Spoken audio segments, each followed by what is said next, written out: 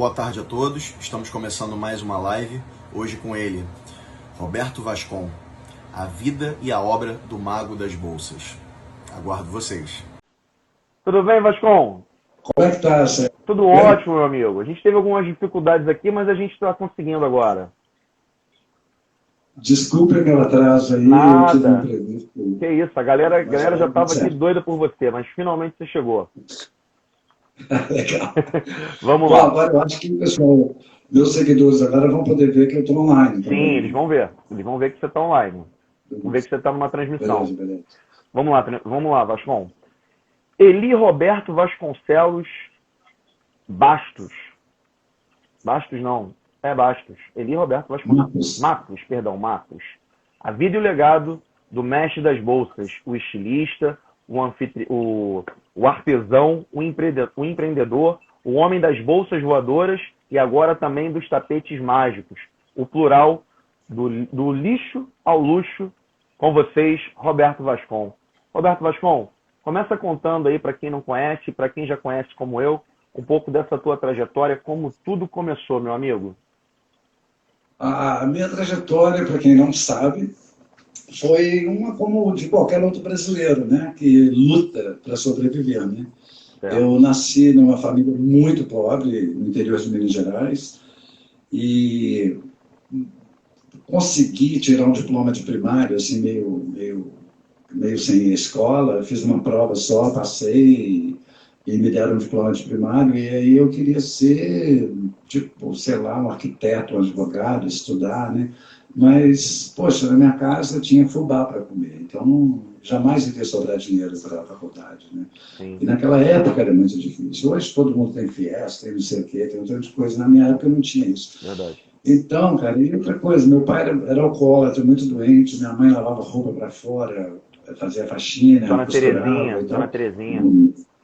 Não ia ter chance de eu conseguir fazer alguma coisa. Então eu decidi trabalhar, né? Aí comecei a trabalhar com 5 anos de idade, eu vendia coloral na rua, catava garrafa na rua e fui vivendo aquilo ali até meus 12 anos, né? Quando meu pai morreu. Sim. E a minha mãe então saiu do interior, foi para Belo Horizonte, mudamos para Belo Horizonte. Eu cheguei em Belo Horizonte, imagina, eu morava numa cidade do interior, onde eu conhecia todo mundo. Aí cheguei, era uma favela, um lugar horroroso, mas muito horroroso, muito precário. E eu levei um choque, assim, muito grande, né? Mas levei a vida sempre da forma que eu levo até hoje, acreditando que amanhã o dia vai ser melhor, acreditando que o sol vai brilhar de novo, acreditando que Deus não me deixa, né? Eu sou muito ligado a Deus, eu sou completamente ligado a Deus. Não sou um cara de religioso, de igreja, de frequentar lugar nenhum, né? Eu não dependo disso para ter Deus, entender Deus e possuir Deus, né? É dentro do meu próprio contexto aqui. Eu lido com ele numa boa, né? Então, sempre acredito nele e acho que percalços na vida todo mundo tem, né? Todo mundo tem. E a gente tem que sempre estar tentando se erguer disso aí.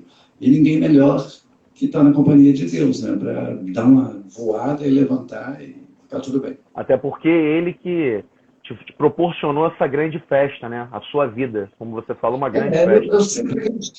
Eu sempre acreditei, Sérgio, que esse mundo que a gente vive, né, é só uma festa. É uma festa. Eu fui convidado por Deus e estou aqui. Então, eu sou muito grato, cara, a tudo. Quando eu estou numa fase ruim, eu também agradeço a Deus. Quando eu estou numa fase boa, também agradeço a Deus.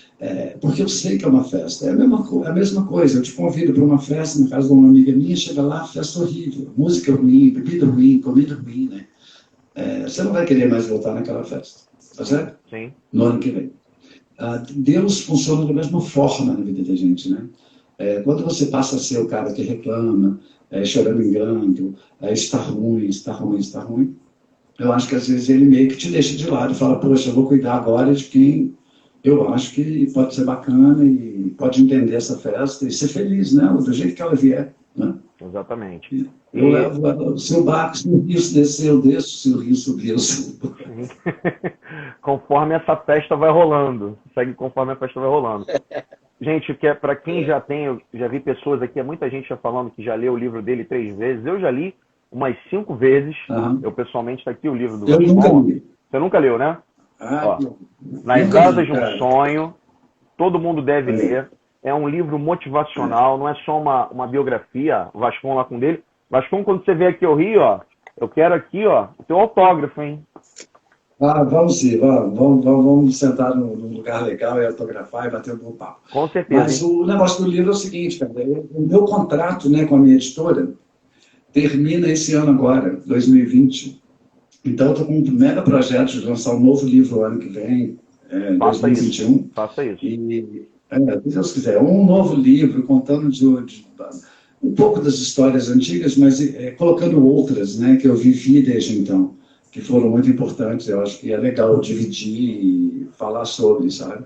Eu acho que é bem bacana. Com certeza. As pessoas perguntaram aqui onde encontra o livro. O livro Nas Asas de um Sonho, uma história que muda a vida e motiva pessoas. Ele é de 2013, Isso mesmo. mas vocês encontram facilmente aí nas grandes livrarias, de forma digital ou impressa, né? Porque nas grandes lojas online hoje você encontra o livro do Roberto Vascon.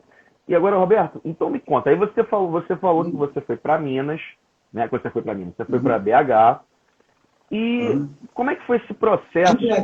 Foi do Rio de Janeiro. Foi o seguinte, eu venho óbvio, né, também, a pobreza te traz também um leque cultural, né, muito Sim. grande, né.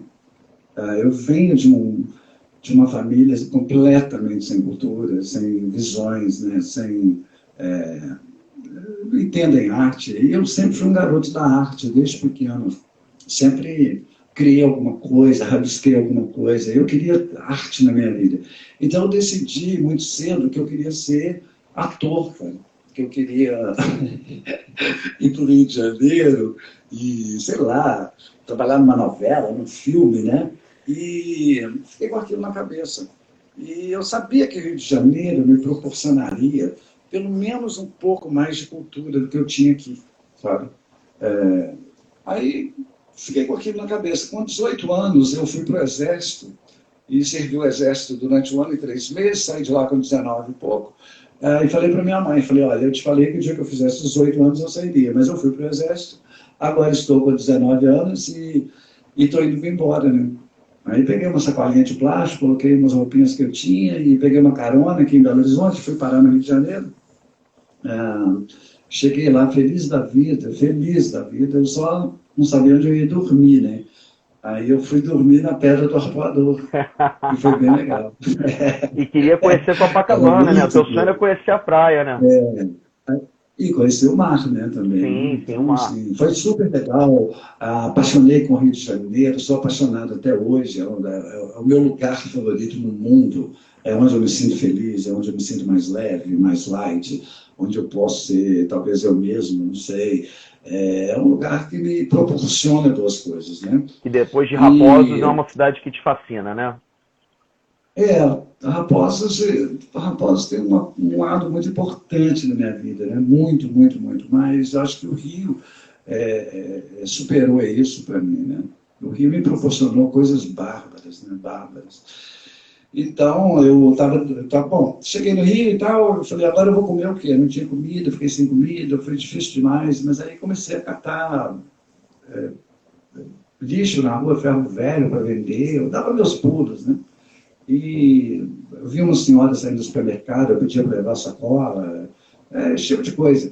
E aí continuei dormindo no arpoador, até que um dia chegou um cara, um jovem da minha idade, assim, um pouquinho mais velho que eu, e ele estava lá, sei lá o que ele estava fazendo, talvez fumando baseado, não sei, e começou a conversar comigo.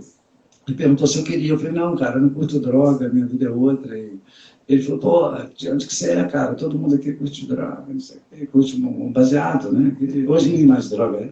Eu falei que eu não curtia. Ele falou, de que mundo você vem, cara? Eu falei, cara, eu sou lá de Minas Gerais, mas eu sou do bem, eu não sou uma pessoa, né, travada. Eu faço o que você quiser, eu só não quero que vá fora no meu rosto. E nisso, cara, tinha um negócio lá que chamava Circo Voador, no Arpoador. E tinha o circo voador e estava todo mundo gritando, muita gente na porta do circo gritando, já era quase meia-noite. E eu falei para ele, falei, poxa, o pessoal não vai deixar eu nem dormir, cara, essa gritaria. Ele falou, não, daqui a pouco eu deixo e a gritaria acaba, né? E eu falei, mas como assim vai acabar? Ele falou, você não sabe quem eu sou? Eu falei, cara, eu não sei. Ele falou, você gosta de música? Eu falei, muito pouco música. Eu gosto muito de música clássica e no Brasil a gente não escuta tanto. Sim. Aí ele falou, então muito prazer, meu nome é Cazuza. Caramba. E, bom, eu conheci o Cazuza. E contei para ele sobre a minha vida. Eu estava dormindo ali no arpoador, mas estava feliz. E ele falou, cara, você é muito jovem para dormir na rua, sabe? Você não tem o perfil e tal. E ele me deu uma força no Rio de Janeiro. Então, imagina, Deus já colocou um anjo na minha vida, né? Sim. Naquele momento.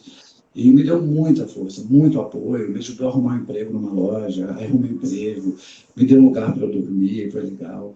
E virou um grande amigo que eu tenho no peito até hoje.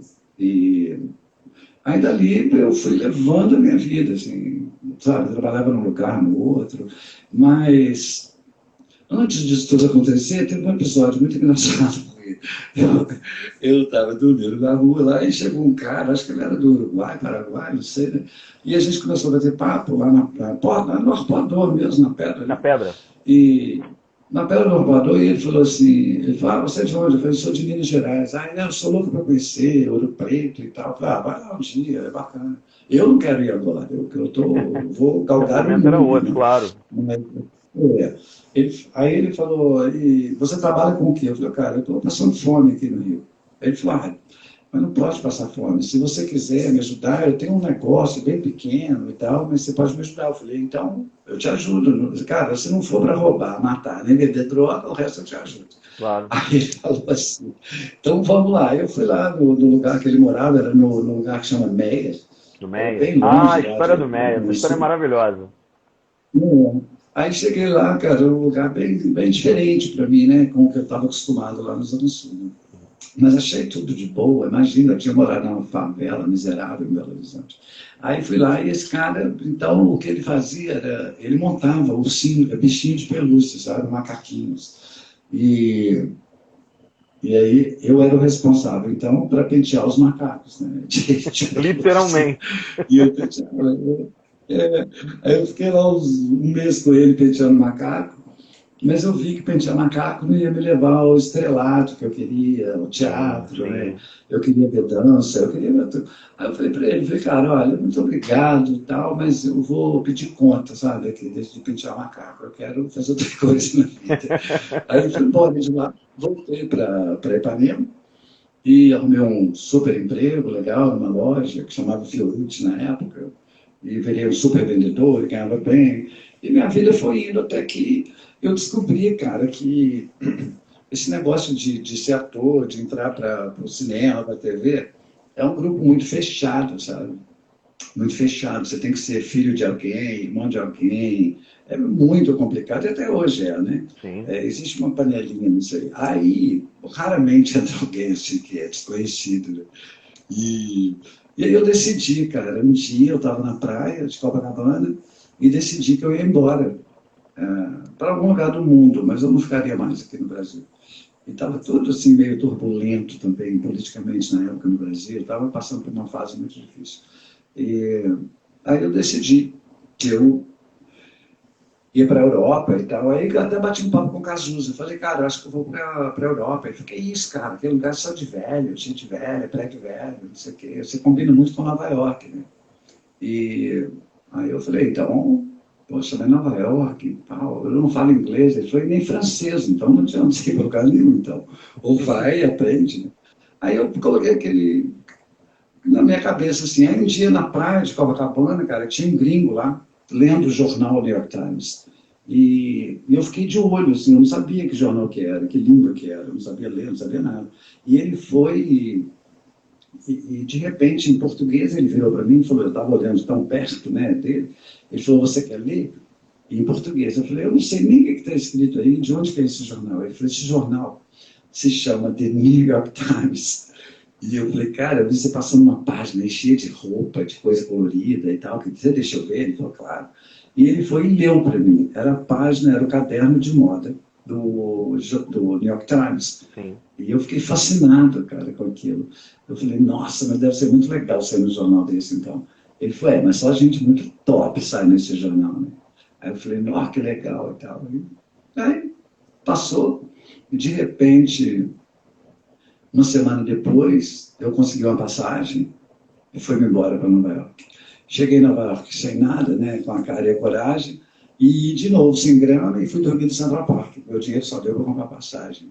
E eu fiquei no parque dormindo uns 3, 4 meses, assim, quase 4. E foi muito difícil. Eu cheguei lá em setembro. 88, 1988. Não, cheguei em agosto, assim. Oi? 1988, segundo o seu livro. Que você chegou nos Estados Unidos. Aí ele foi. Aí eu tava lá, muita dificuldade. Comecei a catar latinha na rua para vender. E pensando já em voltar para o Brasil. Falei, cara, eu não vou conseguir falar esse idioma, não conheço ninguém, isso aqui está difícil demais, eu vou vazar daqui. Aí tentei catar lata na rua para vender, para poder, sei lá, voltar para o Brasil e tentar de novo aqui. Aí nisso eu juntei $80, foi o máximo que eu consegui. E nessa noite, cara, estava muito frio, eu estava triste, aí eu falei com Deus um dia, eu falei, cara, é o seguinte, você me convidou para a festa, eu sempre fui muito bacana com todo mundo, com as pessoas que eu lido, eu sou muito gentil, sou muito agradável, e ajudo quem eu posso, e acho que você esqueceu de mim. Então, ou você, duas coisas só que eu te dou, duas chances, falei com Deus, ou você me tira dessa festa ruim que eu estou, dessa festa braba que eu estou vivendo, e me coloque, ou se você não me tirar, pode me levar embora, dá o meu espaço para outra pessoa. Ou então me muda de festa, cara, me manda para uma festa bacana. E dormi no banquinho lá, e à noite eu tive um sonho, que chegavam milhares de pássaros numa árvore, eu sacudia o tronco, voava o passarinho, e eu ia brincar com eles. E eu sou fascinado com pássaro. Eu tenho uma coleção vasta de passarinhos de vida. E aí ele foi... E no sonho, cara, foi louco, porque quando eu fui brincar com os passarinhos, viravam bolsas com asas, né? E saíam voando por aí. E eu passei a noite naquele sonho. O sonho foi muito nítido, muito bacana, muito gostoso de sonhar. E aí eu acordei no outro dia, peguei os $80 que eu tinha, só fui dar uma volta, comprei um café com pão com manteiga, e de repente eu vi uma loja de couro, parei, vendia peças de couro, eu lembrei do sonho de novo, comprei uma pele, o dinheiro não deu, o cara me vendeu um tanto fiado lá, ele me achou bacana. Sim, o judeu. Fazer bolsa. Um judeu, um ortodoxo, e ele foi... E quando eu falei meu nome, que ele perguntou meu nome, até então era Eli Roberto, né? Aí ele foi e abaixou e falou aleluia. Eu falei, o cara ficou doido, né? E eu não sabia que Eli é um nome tão importante para os judeus. Né? Sim, elevadíssimo, elevadíssimo em hebraico. E aí ele ficou assim, babando comigo. Bom, anyway, me deu tesoura, linha, agulha, couro, tudo que eu quis pegar na loja. Eu fiquei devendo um pouco lá. Voltei para o banquinho de Central Park e consegui fazer 12 bolsas à mão, furei minha mão toda, cortei com a tesoura, foi bem feira hippie mesmo, assim, umas bolsinhas que eu fiz. E aí, coloquei na calçada para vender, na parte da tarde. E o pessoal de Nova York, ninguém olha para você, ninguém para você, ninguém faz nada, né? E eu fiquei olhando aquele monte de gente passando, ninguém nem olhava para mim, nem para as bolsas. Mas aí eu abaixei, cara, eu me ajoelhei e comecei a falar com Deus. Falei, cara, eu te pedi uma coisa e você me deu uma coisa muito doida agora, né? Você me deu um sonho que eu peguei meu dia todo, meu dia para comer hoje à noite, né? Nem para tomar um café. E aqui estão as bolsas, cara, que eu vi no sonho. O que é isso? Ou você estava no sonho ou não estava, né? Então, ele foi... E aí eu estava de cabeça baixa, ajoelhado, e eu vi um par de sapatos chegando assim. E eu olhei para cima e era uma mulher linda, muito bacana. E ela falou que as bolsas lindas são italianas. Eu falei, não, eu que faço essas bolsas, eu fiz agora, eu tive um sonho com Deus. E ela falou, e qual que é seu nome? Eu falei, Eli. Ela falou, aleluia. Era, de novo, uma judia ortodoxa.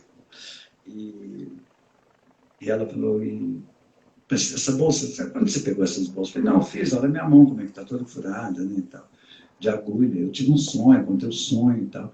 Aí ela falou assim, ela começou a conversar muito, e ela ficou em frente, na minha frente. Eu falei, olha, você está meio que me atrapalhando, porque você não está deixando o pessoal ver as bolsas, eu preciso vender, eu não tenho dinheiro para comer hoje.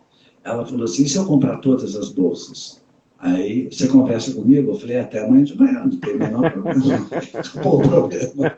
Ela foi e falou, quanto que dá? Aí eu fiz as contas lá do que dava. Ela falou, eu vou na esquina ali no caixa eletrônico pegar dinheiro. E foi lá e pegou uma grana que dava para comprar as duas bolsas, comprou as duas bolsas, me convidou para jantar no restaurante.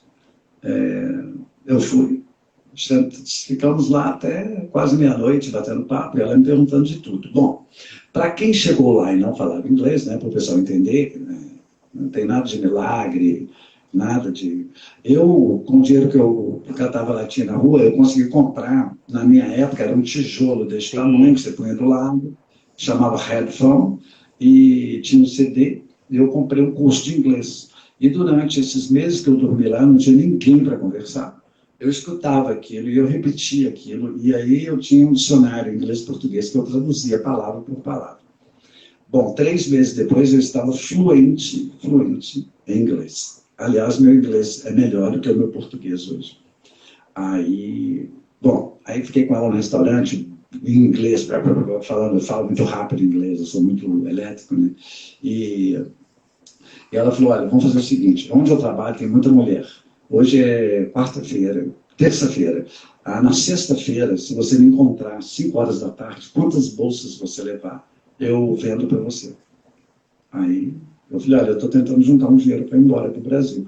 Você tem certeza? É porque esse dinheiro que você me pagou já dá para eu ir embora. Mas eu queria levar um presente para minha mãe, comprar um tênis para mim, pelo menos, que o meu estava furado. E ela falou, não, quantos você levar, eu vendo. Aí eu fui lá no velhinho, paguei o que eu devia, comprei mais couro, e a gente ficou, conversei com o velhinho um pouquinho, contei da moça, ele falou, vai dar tudo certo, o seu nome tem que dar certo, nada vai dar errado. E eu comprei umas peles de couro, voltei, fiquei de terça até sexta, sem dormir, fazendo bolsa, para ver quantas eu conseguia fazer, fiz um monte, coloquei tudo numa sacolinha plástica e levei para a moça que me deu o endereço. Quando eu cheguei lá, procurei o endereço, era um prédio de um quarteirão gigantesco, e na porta estava escrito The New York Times. E eu lembrei do gringo lá na praia de Copacabana. Falei, caraca, aquele jornal. Que diferença, cara, né? Cara. E aí fiquei lá, igual bobo olhando assim para aquele nome, parece que ele brilhava. O nome brilhava, o New York Times saía luzes dele. E eu fiquei muito feliz. Entrei no prédio, procurei a menina, procurei a moça que me chamou, o nome dela é Nancy Harris. E procurei por ela me atendeu, me levou para uma sala de reunião, onde tinha umas 20 pessoas, os maiores jornalistas do New York Times estavam lá dentro, e todos queriam bolsa, e compraram todas as bolsas, e ela triplicou o preço da bolsa, pelo que eu vendi para ela, e eu fiz muito mais dinheiro naquele dia. Imagina, uma semana atrás eu não tinha dinheiro para comprar um copo de café, né? E naquele dia lá eu consegui fazer tipo $8 mil, uma loucura. Para aquela época também era muito dinheiro. E você teve uma pessoa muito importante, está falhando o áudio, você teve uma pessoa também muito importante nessa tua jornada ali, até chegar ao edifício do New York Times, que foi a amiga que você fez, né? Nora não. Eu acho que eu vou fechar uma porta aqui, porque começou a chover muito. Aqui. Não, tudo bem. Eu já quase não te escuto. Estamos aqui com o grande mago das bolsas e agora dos tapetes mágicos, Roberto Vascon, contando a história da vida dele. Pronto. Aí. Bom, aí, essa moça foi e eu saí com aquela grana toda, né, de lá. E ela falou para mim o seguinte, ela falou, você não pode dormir na rua com essa grana. Há 30 anos atrás, era muita grana. $8 mil era muito dinheiro. Sim. Ela foi e falou, olha, a gente tem um contrato com um hotel, né, um super hotel, mas a gente coloca algumas pessoas que chegam para o New York Times lá, você quer dormir lá? Eu falei, eu durmo, aí pelo menos eu ia dormir numa cama, né? e fui para lá, saí, comi legal, comprei uma comida deliciosa, comi e tal. Eu tinha 3 dias também, comia, o pessoal fazia bolsa, e isso foi na sexta-feira. Quando foi no sábado, eu passei um dia normal, e acordei no domingo e fui comprar um café. Pegar um café com um pouco de manteiga, que era o que eu comia de manhã. E quando eu cheguei, quando eu passei perto de uma banca de revista, o cara da banca virou para mim, o jornaleiro, e falou: oi, Roberto Vascon. Aí eu olhei assim e falei: cara, que doido esse cara me chamar. Aí eu falei: oi, tudo bem? Ele falou assim: você pode assinar um jornal para mim? Eu falei: assinar jornal, cara? O que é isso? Ele falou: olha aqui, olha aqui. Aí abriu. Bom, naquela conversa que eu tive no Times, tinha um cara que era um sir do jornal, um sir jornalístico. Ele é assim, o cara que mais teve prêmios jornalísticos no New York Times.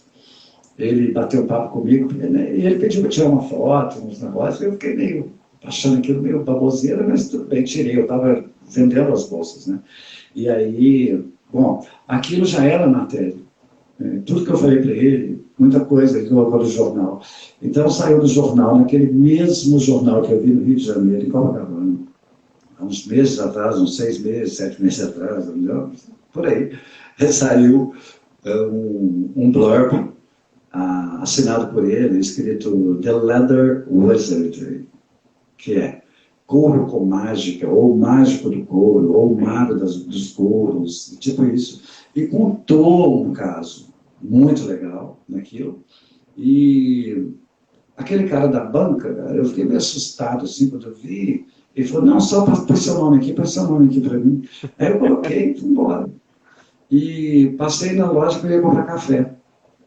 E o cara que me vendia café todo dia, já era a mesma loja, falou: o que é isso? Eu não sabia que você era tão famoso. Eu falei: cara, eu não sou famoso. Ele falou: cara, olha isso aqui, bicho, eu já li, você está no New York Times, bicho, não é para qualquer um. Aí, cheguei num lugarzinho que eu tinha marcado que eu ia vender umas bolsas, cheguei lá, tinha umas 1000 pessoas me esperando já. Isso era 8 horas da manhã, né? Bom, para quem não sabe, o New York Times é a Bíblia americana e sim, todo americano lê. Então, uma loucura. Aí cheguei lá, cara, e fiquei naquela loucura, cheio de gente em volta de mim, gente tirando foto. De repente, a menina do New York Times chegou com o jornalista para meio que me assessorar no tudo que ia acontecer ali, porque eu não estava sabendo de nada. E chegaram 20 e poucos canais de televisão do mundo inteiro, Japão. Só não foi ninguém do Brasil, mas do mundo inteiro, do mundo tinha gente. Da França, da Itália, da Inglaterra, Alemanha. Foi uma doideira. E todos queriam que eu desse uma entrevista, falando como que eu dormia na rua num dia e no outro dia eu era a estrela do New York Times. Aí eu fiquei meio assim, meio atordoado, eles me ajudaram e falaram para o pessoal que eu não poderia falar de graça, eu era um cara que estava ali batalhando dinheiro e que eles tinham que pagar pela entrevista. E eu falei: esse pessoal não vai querer mais me entrevistar. E aí, mas eles queriam, mesmo assim, me pagaram. E naquele dia eu tinha pouquinha bolsa para vender, uns 4 só. Mas aí eu tinha uma ideia, eu falei: não, eu não vou deixar de vender, eu vou customizar a bolsa. Tipo assim, a pessoa me paga e daí 30 dias eu entrego a bolsa, né? Cara, com isso eu consegui vender $80 mil naquele dia. Bom, para você ter uma ideia, o que valia em dinheiro naquela época, sim, eu comprei uma casa na época para minha mãe, e num bairro de classe A de Belo Horizonte, uma super casa por $60 mil. Caramba. E era o teu maior sonho naquela época, né? Comprar a casa para sua mãe. Era tirar minha mãe do lodo, né? Aí eu fui comprar, não comprei a casa de imediato, mas aí fiquei com esse dinheiro e pensei o seguinte: falei: cara, já que esse negócio o pessoal está gostando das bolsas e tal, eu vou aumentar esse negócio aqui, né? Aí fui procurei uma loja, achei uma loja no Village, lá em Nova York, que é um bairro mega tour e tal, e achei uma lojinha, a mulher já tinha lido sobre mim, ficou doida, que eu não sabia que era eu que ia alugar. Nossa, eu virei sua fã, não, eu vou te ajudar. Abaixou o preço do aluguel. desculpa, eu tinha que pagar tipo 6 meses adiantado, ela não cobrou 6 meses. Ela falou, não, pelo amor de Deus, vai ser chique demais ter como inquilino aqui.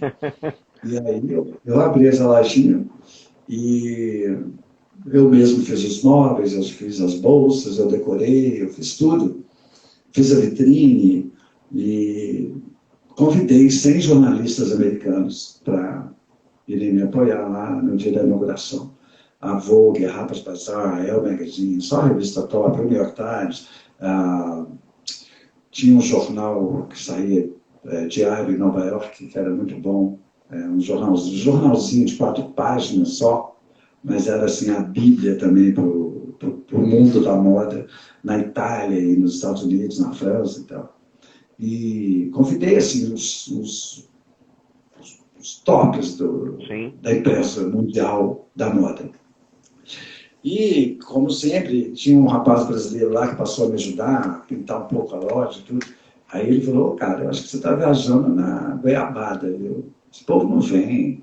Eles vão lá para Valentino, para Gucci, para fulano. Você é muito pequeno ainda. Eu falei, cara, eu aprendi com meu pai que se eu não tentar, eu nunca vou saber o resultado. Tentar. Então, eu estou tentando. E aí, cara, quando foi 10 para 6 da tarde, eu estava com a loja pronta, tirei a cortina que eu tampei a vitrine, tinha umas flores bonitas e tal. E chegou uma moça completamente aloprada, com cabelo louco, roxo para cima, tinha meio metro de cabelo para cima, uma roupa louca, uma saia que dei a calcinha da mulher, uma sandália dessa altura, louca, parecia uma drag. E eu falei para ela, você me desculpa, porque eu vou ter um evento aqui agora e tal, vai ser um evento privado. Ela falou assim, e por falar nisso, muito prazer, eu que vim cobrir a festa para a Vogue. Era da Vogue. Eu falei, opa. Pode aí entrar. Começou assim. Aí começou. Aí logo depois chegou o pessoal do New York Times, aí chegou o Harper's Bazaar, chegou ele. Bom, só para encurtar a história, eu consegui reunir 100 jornalistas de moda dos Estados Unidos, dos tops que você possa imaginar, dentro da minha loja. E foi uma loucura. Isso, a gente está falando de uma pessoa que até então só tinha o 4º ano do primário. Não, até agora ainda tenho só ele também. Até agora. Mas aí...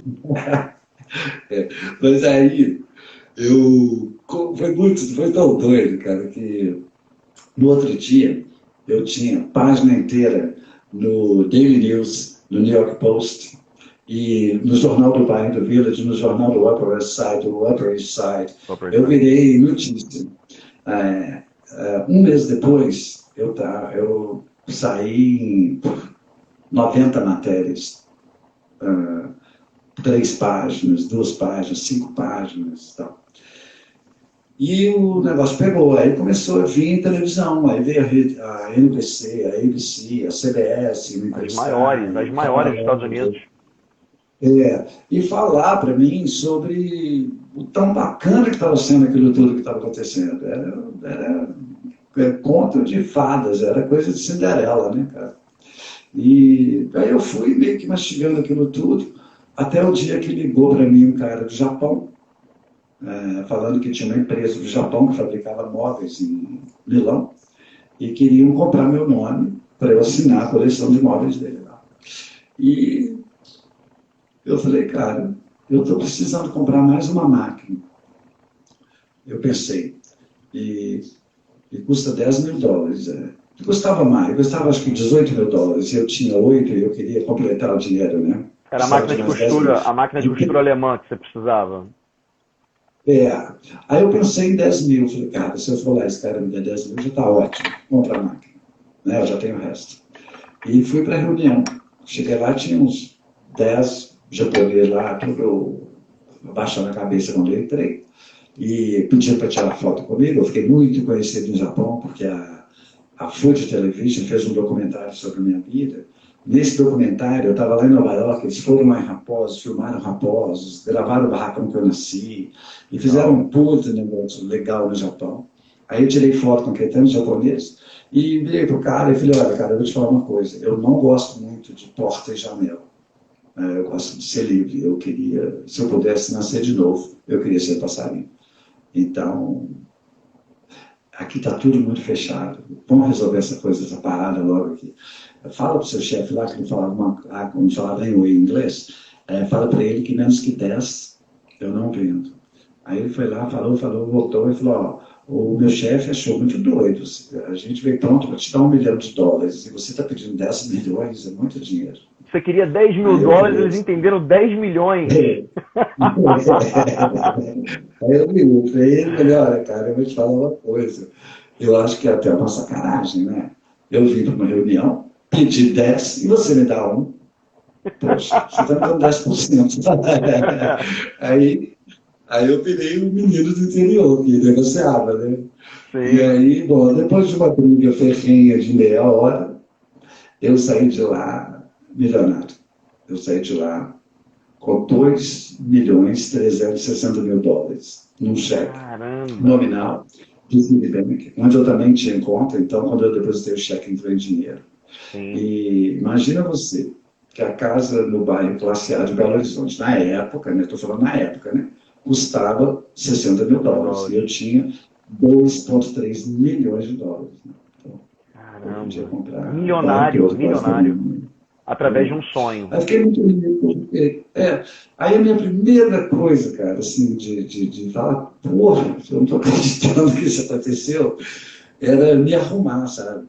Eu não tinha, assim, mesmo que eu tinha feito aquela grana no início e tal, mas eu não tinha comprado roupa bacana, eu não tinha ido num bom cabeleireiro, tudo era muito caro, e eu ficava meio com medo de gastar e não ter o dinheiro para pagar o aluguel da loja. Então eu estava todo assim, né, com medo.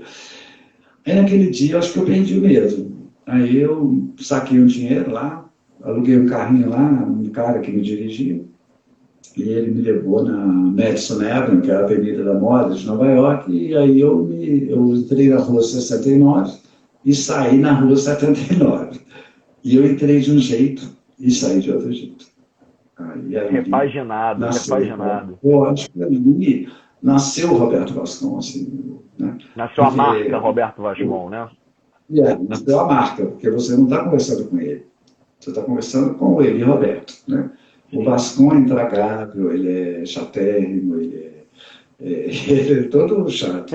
Então eu meio que mantenho ele, sabe, meio que guardado assim, e às vezes ele surge, às vezes ele aparece. Sim. Mas muito raramente, só quando ele precisa mesmo.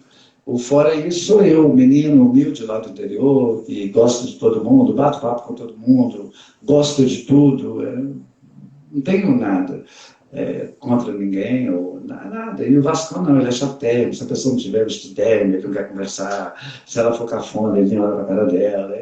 Tem essas duas pessoas. Sim, essa dualidade. É meio estranho falar isso, mas existe. Tem horas que eu falo, cara, baixa a bola aí, ó. Baixa a bola. Ou às vezes ele fala para mim, né? Ele fala para mim às vezes também. Então, cara, você está muito humilde, está muito, poxa, não foi para isso que eu vim brilhar, né? Eu vim te fazer brilhar, não foi para isso. Então, vamos, assim, eu tento manter um equilíbrio. Um nível. Sim. Um equilíbrio entre os dois, né? Porque uma briga, bom, isso aí minha vida mudou, cara, completamente. Tinha uma rua lá em Nova York, que tem a rua que chama Columbus Avenue, que é no Upper West Side, que é do lado do Dakota, onde morava John Lennon. Eu decidi, então, abrir uma outra loja. Eu tinha dinheiro para ver quantas lojas eu fiz. Aí abri uma loja lá.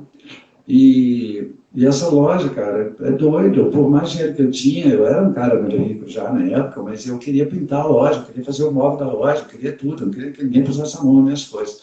Aí eu fui lá e fiz tudo. Trabalhei semanas a fio arrumando essa loja, quebrando parede, pondo balcão, pondo coisa e tal. E nisso, eu fiz uma vitrine, coloquei papel e fiz só um buraco no papel. E escrevi do lado de fora, em breve, Roberto Vascon. E no buraco, quem chegasse a cara no buraco do papel, que tinha um vidro atrás, via uma bolsa. E passou uma menina muito linda, muito nova, devia ter uns 21 anos, assim, olhou ali, assim, naquele buraco que eu tinha feito, para as pessoas verem a bolsa. Era uma bolsa só que tinha na loja. olhou e virou para mim e falou, nossa, as bolsas deles são maravilhosas mesmo. Eu falei assim, muito obrigado. Aí ela falou, de nada, falo para ele que ele é um grande artista, que eu admiro ele muito. Eu falei assim, eu vou falar para ele. E em voz alta, eu virei para mim mesmo, falei, e eu mesmo falei comigo. Falei, Roberto Vascon, ela está falando que você é o máximo, cara. E ela achou que eu era meio doida. Ela falou, não estou entendendo. Eu falei, não, porque eu estou pintando aqui para o Roberto Vascon. Mas, na realidade, eu sou ele, né? Ele não pinta nada, ele não mexe com nada, ele escreve. E eu sou o menino que carrega o Roberto Vascon. Então, eu estou ajudando ele aqui, mas eu sou ele, né? E ela aí me abraçou muito e falou, cara, sua história é maravilhosa, eu quero ser sua amiga. Mas, mais do que isso, eu não posso fazer uma matéria com você? Eu falei, pode, para onde? Você faz o quê? Ela falou, eu sou editora de moda da New York Magazine. Pra você ter uma ideia, New York Magazine é a revista mais lida de Nova York. E tem uma obsessão que chamava Fast Track, que é trilho rápido. Sim, checagem rápida.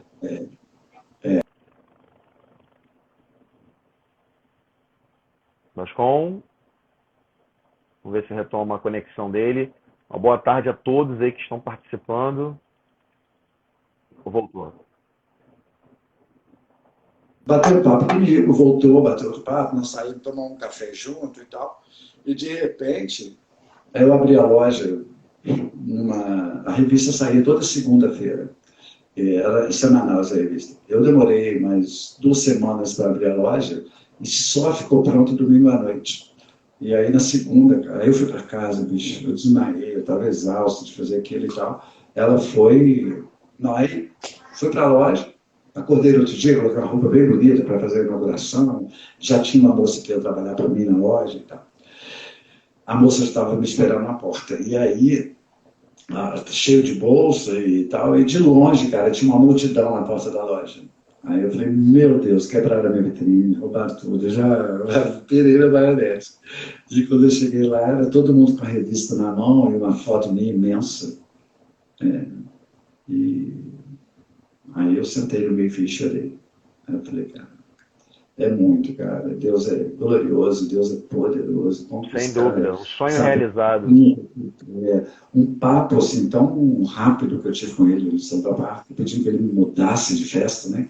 Eu não esperava aquilo tudo, eu só queria comer, eu só queria uma cama para dormir, eu queria só pouca coisa, eu queria muito não. Aí fiquei louco lá e de repente cheguei na loja, já o olho até inchado, eu chorei muito e a mulherada ficou louca e em 40 minutos esvaziou todo o estoque da loja, eu tive que fechar a loja. Caramba. E colocar uma placa completamente vendida, sold out.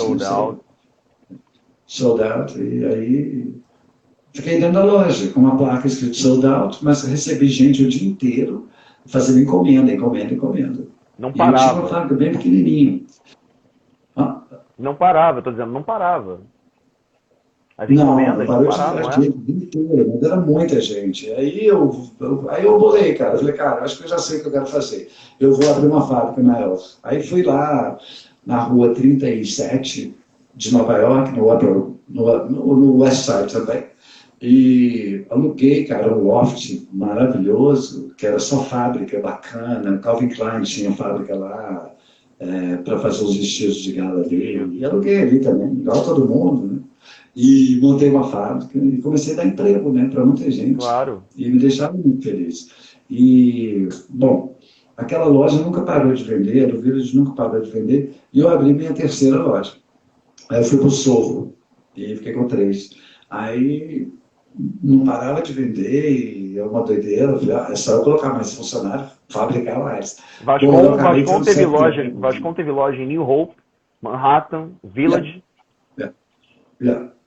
Eu tive. Aí abri 7. Abri New Hope, abri uma em Los Angeles, abri em Nova York, mais loja, e abri uma loja no Japão, em Osaka.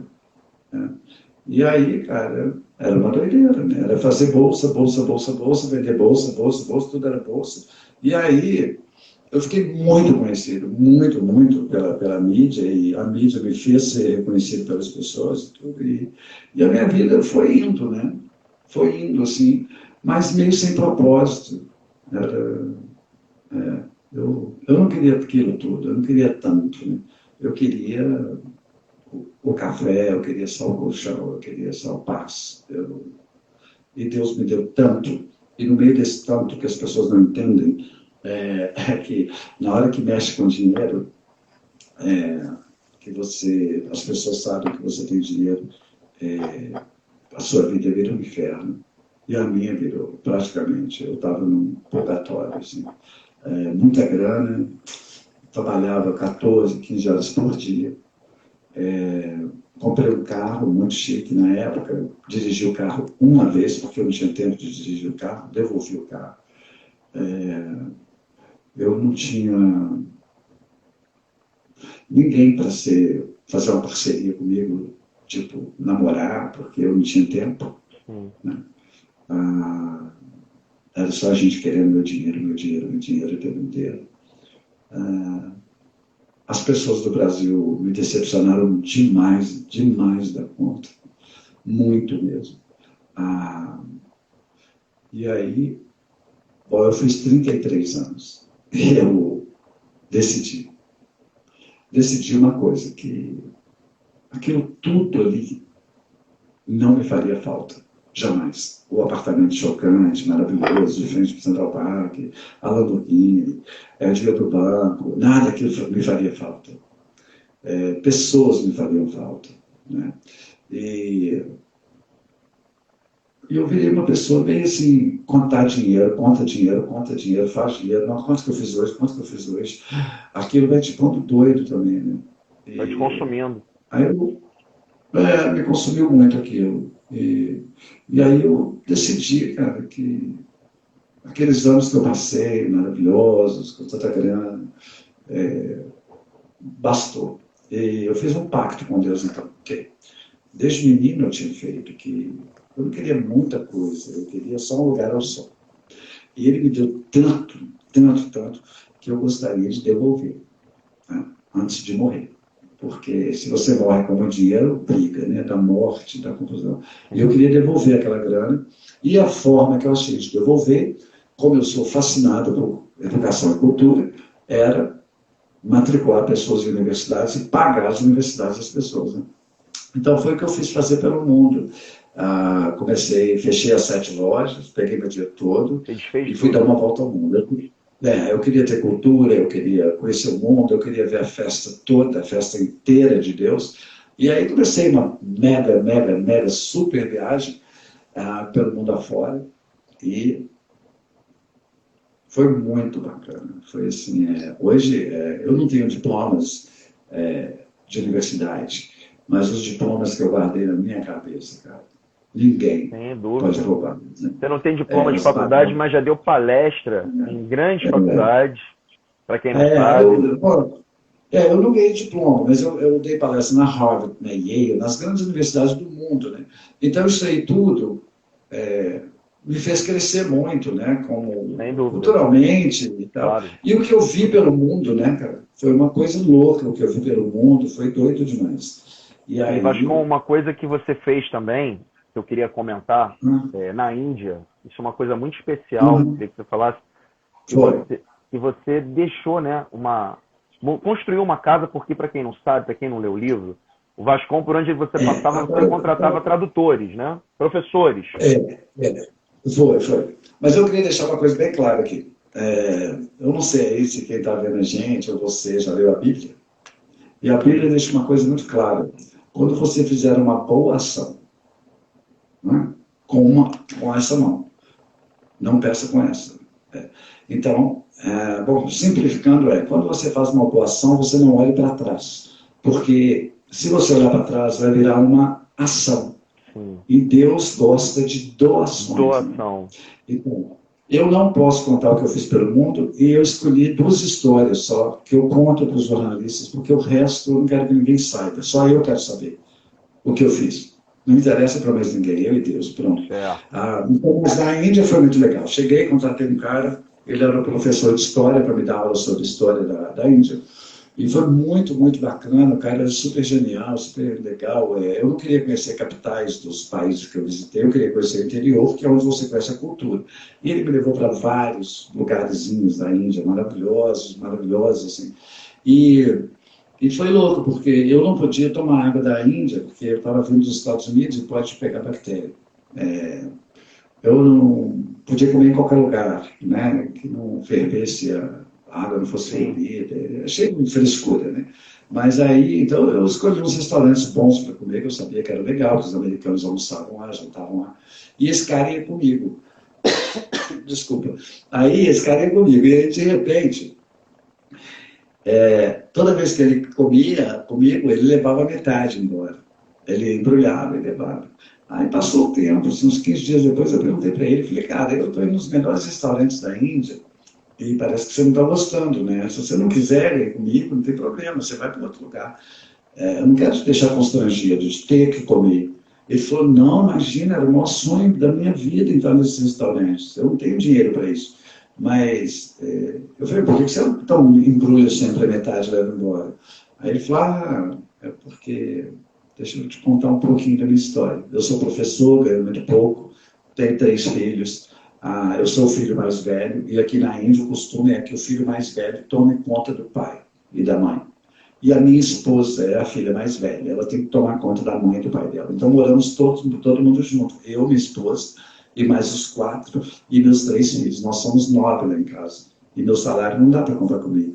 Então essa comida que eu levo está sendo jantar na minha casa todo dia. Cara, isso é um cara bárbaro, bacana, maravilhoso, que estava assim, ele era um mordomo para mim, ele fazia tudo, eu pensava que já tinha feito, eu queria almoçar num lugar, ele mesmo ligava, reservava, fazia tudo, eu não tinha que me mexer. Não. É óbvio que eu estava pagando ele no salário. E ele falou, inclusive, a minha esposa falou que tem comido tão bem essas comidas que eu levo, que ela gostaria de um dia, se o senhor quisesse, ela fazer alguma coisa lá em casa, e se eu fosse, que ela está doida para te conhecer, que eu conto todo dia a alegria que o senhor tem de viver, a vontade que o senhor tem de ajudar, e as coisas que eu tenho visto o senhor fazer aqui na Índia. Eu falei, cara, eu vou adorar ir lá conhecer sua esposa, seus filhos e tal, e fui, cara. E marcamos um dia, cheguei lá, só tinha arroz com curry para comer. Não tinha mais nada. Eu passei numa floricultura, levei umas flores, tá. Bom, anyway, aí estamos lá e esse pessoal morava num cômodo e o esgoto passava dentro da salinha deles. Assim. Era impossível comer. O mau cheiro era tão grande. Era impossível viver naquele lugar. E eu fiquei muito triste de saber que o mundo ainda é assim, né, de gente tão pobre e tão miserável, sendo que foi uma das pessoas que eu mais pude discutir sobre educação e cultura, foi com esse cara. Então, assim, não é valorizado, né? O professor, como não é valorizado no Brasil, não é no mundo, né? Claro. Então, eu aí também conheci o pai e a mãe dele. Eram cegos, eles moravam lá, então eles viviam pisando naquele negócio, sabe, esgoto ali, era muito triste. Anyway, aí chamei, a mulher dele falou, ele me falou que daqui a 15 dias o senhor vai embora. Eu falei, não, ele não entendeu. Eu falei que eu não quero ir embora. Eu quero, inclusive, comprar uma casa para mim aqui, eu quero ficar um tempo na Índia. E ela falou, nossa, se eu fizer isso vai ser bom demais. Se eu só precisar de alguém para limpar sua casa, tuas ordens, eu vou lá e tal. Eu falei, não, vou precisar sim, claro. E chamei ele e pedi que ele me levasse no bairro classe média. Ele falou, mas eu tenho que morar num lugar de milionário. Eu falei, não, minha vida é outra, eu quero classe média. Eu te falaria Tijuca, no Rio de Janeiro, não sei, eu acho. Sim. Tá. Pode ser. Aí tá, ele me levou no bairro, ele me levou no bairro e eu achei uma casa para comprar. E aí meio que falei para ele que eu ia ficar uns dias fora. Que ele não precisava vir. Liguei para ele, falei, não precisa vir hoje, eu vou ficar uns 15 dias aí, muito, mas assim, não se preocupe com o seu salário, está tudo garantido e tal. Mas eu vou ficar uns 15 dias sumido e volto. Esses 15 dias é porque eu contratei o arquiteto, o engenheiro, para ir na casa, para resolver tudo, uma equipe de gente. E eu fiz a casa toda em braille. Né? Bom, tudo, assim, que um cego podia entrar e ler, saber onde ele estava, e que cor que era a parede, o que tinha no teto, que luz que tinha, luz, escrever na casa toda, cada cômodo que chegasse. E fiz isso. E aumentei, coloquei mais quartos para os meninos. A casa tinha 3 quartos. Aí eu fiz mais 2 quartos, para separar os meninos das meninas. E arrumei, mobilei, fiz tudo e comprei um carro, que coubesse 9 pessoas. E aí liguei para ele. Falei, cara, voltei. E estou precisando demais de você. Nossa, que bom que você voltou, que bom, como foi a viagem. Eu falei, cara, eu viajei. Eu fiz uma viagem que eu não queria voltar dela. Foi tão boa, tão boa. Cara, cada tijolo que o povo punha, eu chorava. Eu sabia que ali eu veria uma coisa que eu não via há muito tempo na minha vida, que foi o que eu vi no barracão deles, que chamava-se felicidade. Ah, então, eles eram felizes ali onde eles moravam. Eles se amavam, e eu nunca tive amor. Eu sempre fui muito desgarrado. Eles tinham amor, eles tinham uma cumplicidade de família muito bonita que eu nunca tive. E aí eu fui, chamei ele, veio, ficou comigo assim mais uns 2 dias, que eu ainda estava acabando de arrumar umas outras coisas na casa, mas ele não viu a casa, não foi lá comigo e tal. E aí eu falei, cara, a minha casa eu já comprei. Ele falou, você comprou aquela? Eu falei, comprei. Inclusive eu queria convidar essa família para ir jantar comigo. Ele falou, eles vão adorar. Aí eu mandei o carro buscar, porque o carro que ele dirigia era meu, era alugado. Sim. Mandei tipo uma Kombi, lá tem um carrinho que parece uma Kombi. Vascon, e foi também que eu comprei. Só te interrompendo, resta 1 minuto para finalizar aqui a live. Eu vou encerrar essa primeira parte e te chamo novamente para você continuar com a história. Pode ser? Tá, mas tá bom. Tá bom? Vou encerrar aqui e você entra de novo.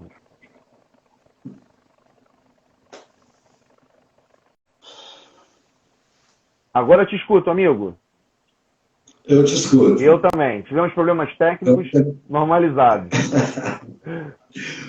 Vamos ver se o pessoal volta aí para a gente continuar. Claro, o pessoal está entrando. Eu termino a minha volta ao mundo. Sim. A Cleide, tá mandando um oi. Eu não enxergo. A Cleide está mandando um oi. A Cleide mandou um oi, disse que está ótimo. E eu quero saber se tem alguém da minha rede social aí.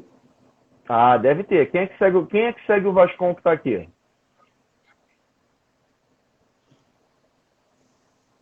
Cadê? Tá entrando mais gente. A Cleide dizendo que leu o seu livro. Minha amiga Betinha entrou aí. Ricardo Melo. Elizabeth Maria. Super bacana, minha grande amiga Betinha. Tá. Então tá, o pessoal da minha rede está aí.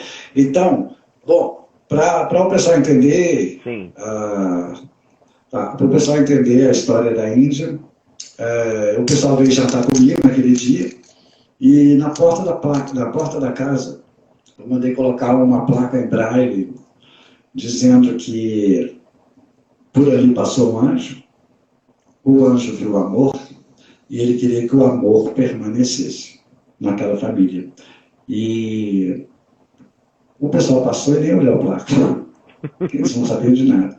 O pai dele, que era cego e que lia braille, eu chamei ele, peguei ele pela mão e levei ele até a placa. E ele passou a mão na placa, leu tudo e começou a chorar muito. E o filho virou para ele e falou, você está chorando tanto? Aí eu falei, conta para ele lá dentro. Aí eu tinha feito uma mesa de jantar, e eles todos sentaram, e eu falei para eles sobre o que eu estava fazendo pelo mundo, e que Deus sempre estava colocando pessoas na minha frente, para que eu pudesse fazer o que eu queria fazer, que era ajudar. E eu estava com uma pessoa tão próxima ali, sem saber que precisava tanto de uma ajuda, e que aquela casa era deles, aquele carro na garagem era deles, e que a casa estava toda em braille para o pai dele entender onde que ele estava e se situar e tudo. E que levantei e falei, eu tenho 40 minutos para chegar no aeroporto, e daqui eu tô indo embora. E tchau pra vocês, não abracei ninguém, entrei num táxi que estava me esperando e vazei. E fui chorando. Que Eu chorei história, hein? 2 dias sem parar. Que história, cara. E aí acabou. Então, assim, e o resto foi a universidade que eu paguei, formei um mundo de gente aí da universidade. E feliz da vida. Voltei para Nova York com uma na frente e outra atrás, 5 anos depois. E quando eu cheguei em Nova York, fui dormir na rua de novo, fui catar latinha de novo, porque todo o meu dinheiro foi doado. Todo. Mas eu estava muito feliz. Eu tinha bagagens e bagagens culturais que claro. eu carrego até hoje comigo, Claro. que eu sei que raras pessoas têm. Eu amo arte, eu sou fascinado por arte, então, assim, todo lugar que eu fui, eu visitei os museus todos, pesquisei tudo sobre o país, sobre a cultura de todo mundo, e eu estava, assim, feliz, recheado de coisa boa. Até que passou uma moça lá no New York Times, me viu deitadinha lá, eu estava sentado no banco, ela vira para mim e falou, cara, você parece um cara famoso, demais, que doideira. Eu falei, é mesmo quem? Ela falou, o Roberto Vascon, o maior estilista aqui dos Estados Unidos. Eu falei, eu sou ele. Ela falou, no seu sonho, né? O cara é milionário, chiquérrimo e tal. Eu falei, não, eu continuo chiquérrimo e continuo milionário. Só que milionário agora é de cultura, que era o que eu não tinha. Mas eu sou ele. Aí ela ficou louca. E por cargas d'água, de novo, meu amigo Deus colocou a pessoa certa na minha vida. Essa moça, 5 anos depois, mudou-se no New York Times, a editoria de moda, e ela era a nova editora de moda. E aí ela fez uma página sobre a minha vida. 4 dias depois, saiu do New York Times. Bombou de novo. E aí eu bombei de novo. Mas aí, só para o pessoal entender, o New York Times já fez 8 reviews da minha vida, 8 matérias. Saí lá e já saí em 14 mil revistas do mundo inteiro, né? Para quem não sabe, para quem nunca viu e quiser pesquisar, é coisa demais, assim.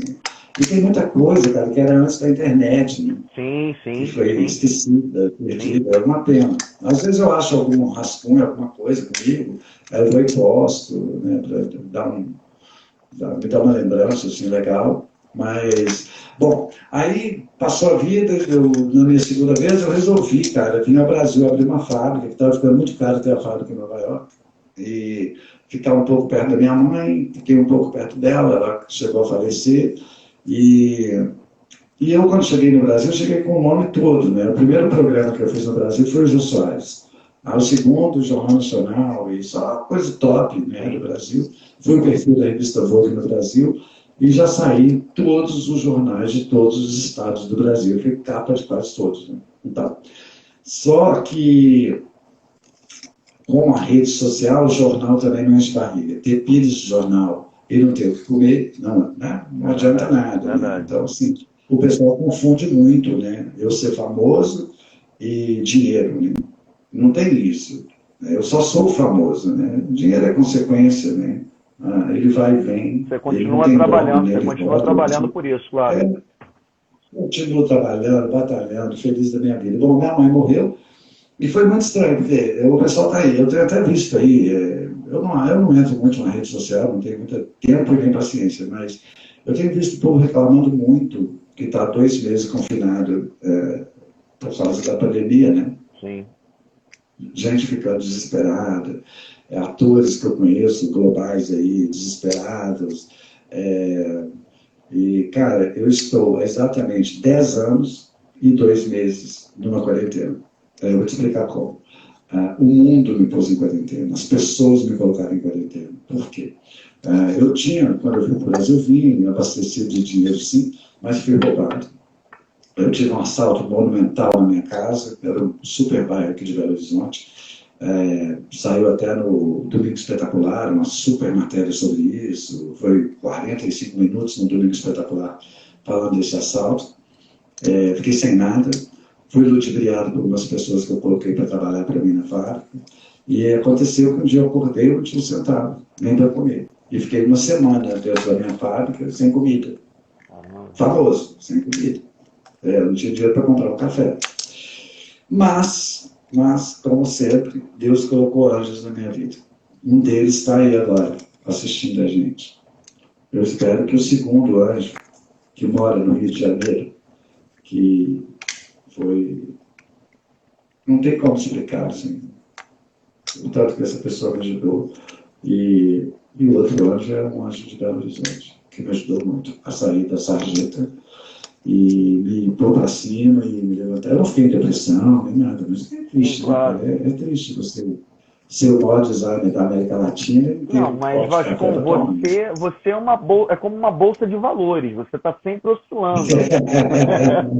Você é um mago como Merlin, né? Eu quero que você conte essa história do Merlin. Mas antes de você contar a história do Merlin, eu quero que você conte. Vou pegar o Merlin. Vou pegar o Merlin. Eu quero que você conte essa história pra gente. Perguntaram aqui, não, essa live vai ser gravada, sim, depois vai estar no YouTube. Me sigam, Sérgio Marcos, vocês. O Mago Merlin. Então, eu quero que... Mas então, eu vou contar a história do Merlin daqui a pouco. Isso. Aí, aconteceu o seguinte, quando eu cheguei em Belo Horizonte com grana, morando numa mansão, no melhor bairro da cidade, o designer famoso chegando e tal, eu fui incluído por algumas pessoas no meio de um pessoal metido a high society, né? Uhum. Um bando de gente falida e horrorosa que usa laqueiro para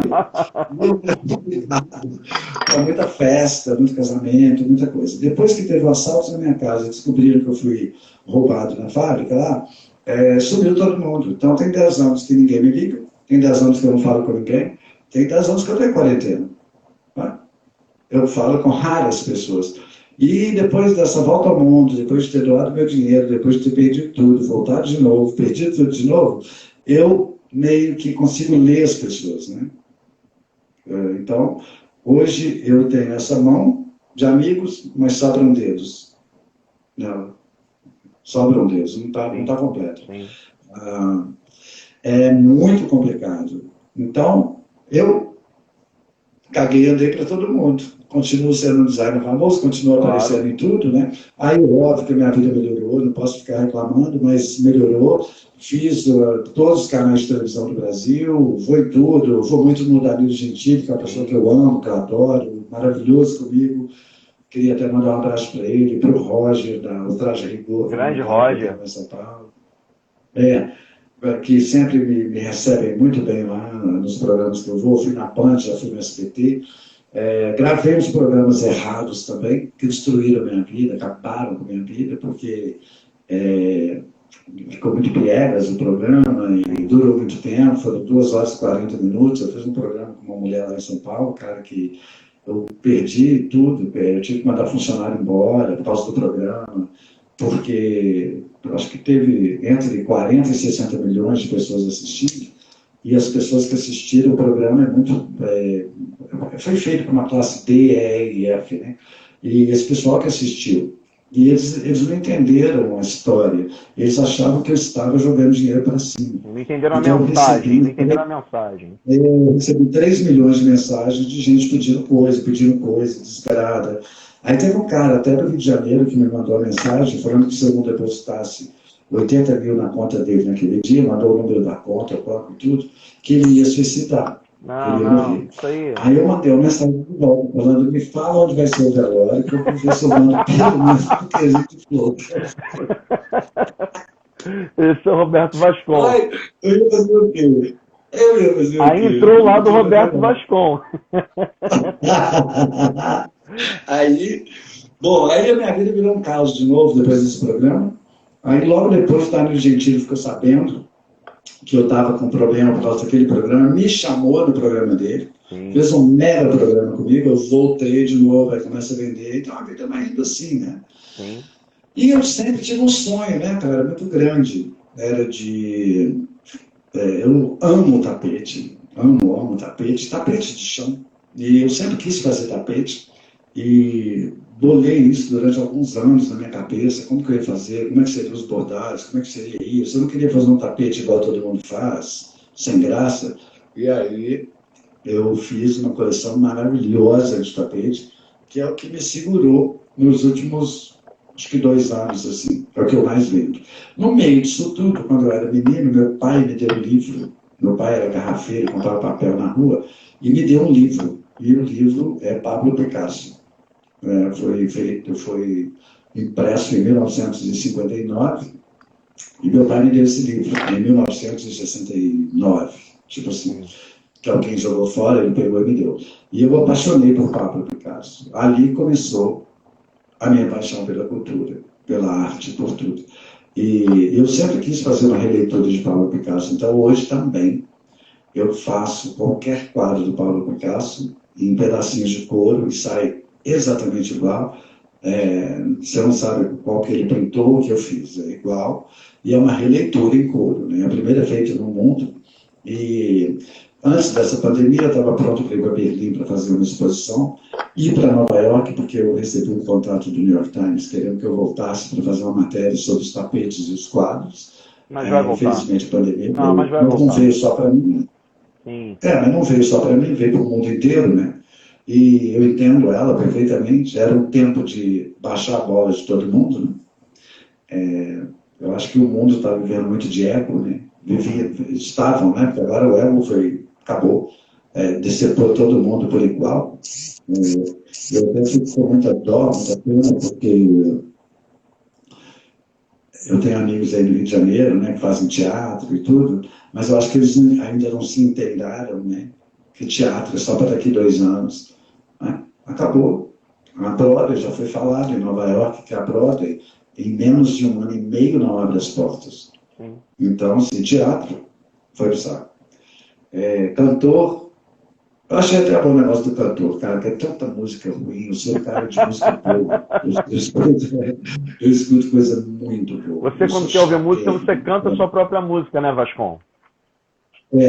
Mas eu escuto só o que eu gosto muito. Então eu escuto Nina Simone, eu escuto Aretha Franklin, eu escuto coisa boa. Só os clássicos. E aí o Brasil tem uma mania, né? A mulher tira a calcinha, ela fica famosa e vira cantora e vai para a televisão. Né? E eu tenho que escutar, porque eu estou assistindo a televisão. É horrível, aquilo entra no meu ouvido igual se fosse uma faca. Né? Então esse povo vai acabar. Isso eu achei muito bom. Né?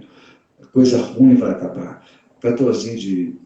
Sabe, você vai num restaurante jantar, tem um cara lá, nheco, no violão lá cantando, porra, me incomodando, né? Uma música sertaneja horrorosa, uma voz fanha, porra, eu não estou ali para aquilo, eu fui ali jantar, só que chega lá, o cara estava tocando, eu não vou ser desagradável, janto, saio de lá com uma dor de cabeça terrível, e vou embora, e não volto mais no restaurante. Então isso também vai acabar. Então muita coisa vai acabar em volta da gente, e muita coisa vai ressurgir, né? Coisas boas vão vir, né? E nós vamos escolher as boas. Então, no meio dessa pandemia, eu estava um tempo sem fazer nada, fiquei desorientado, eu sou hiperativo, eu tenho que ficar fazendo coisa. Eu decidi fazer uma coisa que eu gosto muito. Eu não gosto de calça comprida. Eu uso até um terno de paletó com short, sabe? Eu não gosto, eu tenho pavor de calça comprida, eu acho cafoné em calça comprida, eu gosto de bermudão, eu gosto de sentir a vontade, eu gosto de ser livre. Então, muito fácil me ver num evento de bermuda, uma gravata maravilhosa, estiloso, e pronto, acabou. Aí eu decidi desenhar, porque também acho que no Brasil não existe uma moda para homem muito bacana, sabe? Eu decidi desenhar uma coleção masculina de bermudas, que eu espero lançar assim que essa pandemia passar. Claro que vai. Agora não tem jeito. Não vai passar. Está toda desenhada, toda pronta, já sei o que eu quero, as coisas que eu quero e tal. Coisa bem cool, bem bacana.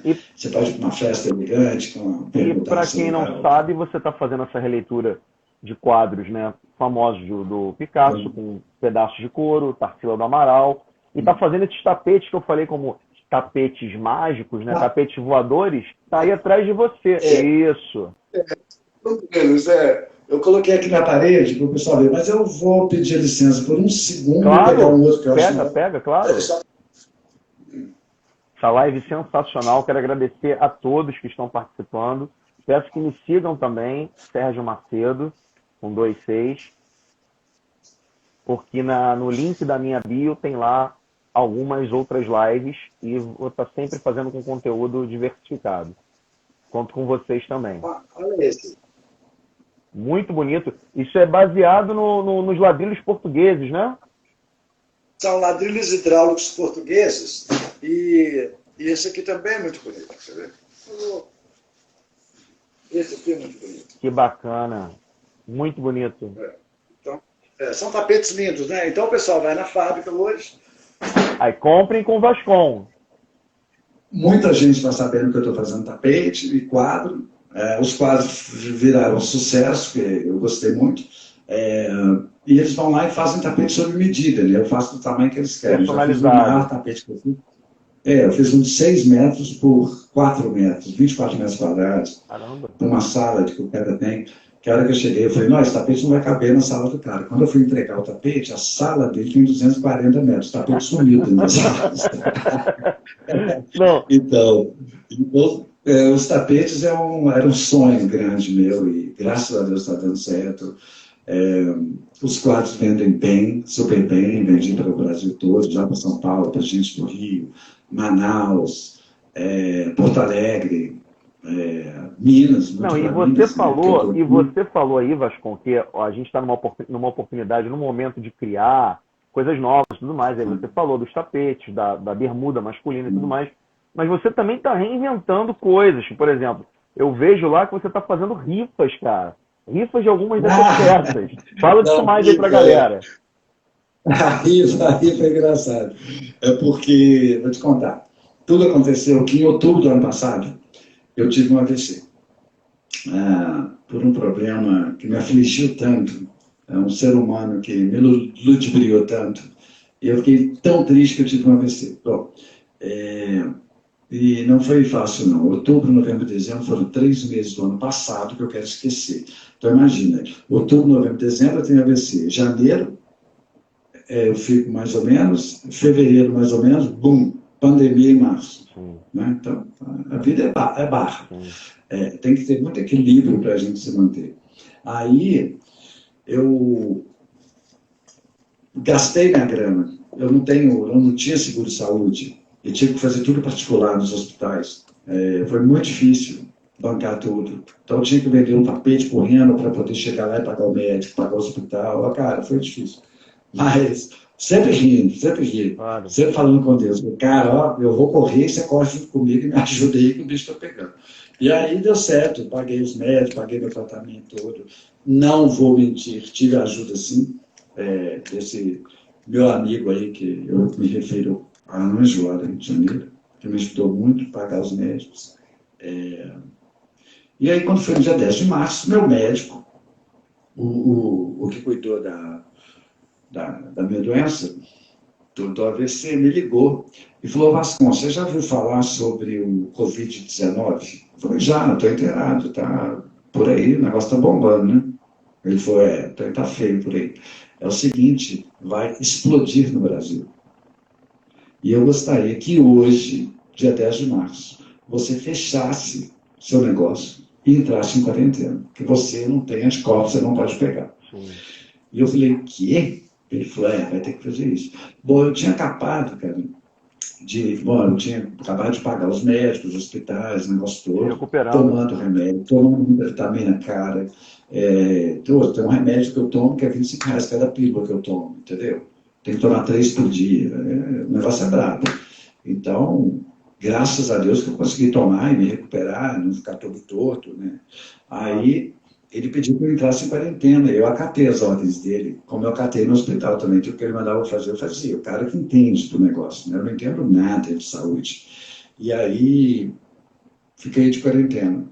E aí, depois pensei, falei: quarentena, eu já estou nela há 10 anos, tudo bem. Agora eu quero saber como que eu vou comer, pagar aluguel, comprar um remédio, fazer. Aí tive a ideia de fazer rifa. E a rifa deu certo. Então, eu estou na minha 3ª rifa. E última, eu acho, que eu não quero mais fazer. E já vendi, acho que 30 números, falta vender 20 números, é R$50 o bilhete, a pessoa faz um depósito, manda o recibo, eu mando o número, e o sorteio é feito numa live que eu faço, fazendo sorteio, só para quem comprou a rifa. São 50 números, então a chance que a pessoa tem de ganhar um tapete ou uma bolsa é muito grande, né, dentro de 50 números. Quem ganhou está feliz da vida, super feliz que ganhou das outras rifas. E eu estou vendendo essa, e é isso. Se reinventando sempre, se alinhando sempre, né? Para poder caminhar e as coisas darem certo, né? Com certeza. Mas, esse é o seu grande legado. Isso tudo é seu legado. Eu não entendo. Não, eu estou falando, isso tudo é o seu grande legado. Tudo isso. Cara, não baixar a cabeça. Nunca baixar a cabeça. O mundo pode estar desabando. E a cabeça tem que estar erguida, você tem que estar de cabeça erguida. Aqui. E eu descobri também pelo mundo, cara, lá nos Estados Unidos, né? Quando eu era muito de cabeça baixa, eu chegava, por exemplo, eu estava sendo homenageado pela ONU, um dia, pelo Kofi Annan, como brasileiro de maior representatividade fora do Brasil na época. Eu cheguei muito humilde na ONU. E aí chegou o embaixador brasileiro, na época, na Turquia. Ele falou: oi, Roberto Vascon, tudo bem? Eu falei: oi, tudo bem com você? Ele falou: eu sou embaixador brasileiro na Turquia. Ele falou: eu te vi chegando ali, todo mundo chegou numa limusine maravilhosa, piscando e tal, e você, que é o cara homenageado, chegou num táxi amarelo. Eu falei: olha, eu vim de táxi, sim, eu vou te contar.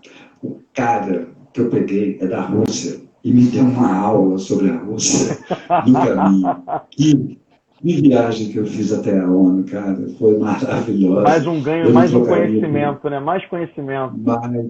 E ele olhou para mim e falou: você realmente é diferente. E aí eu entrei lá e ganhei o prêmio, recebi o prêmio da mão do Kofi Annan, agradeci muito.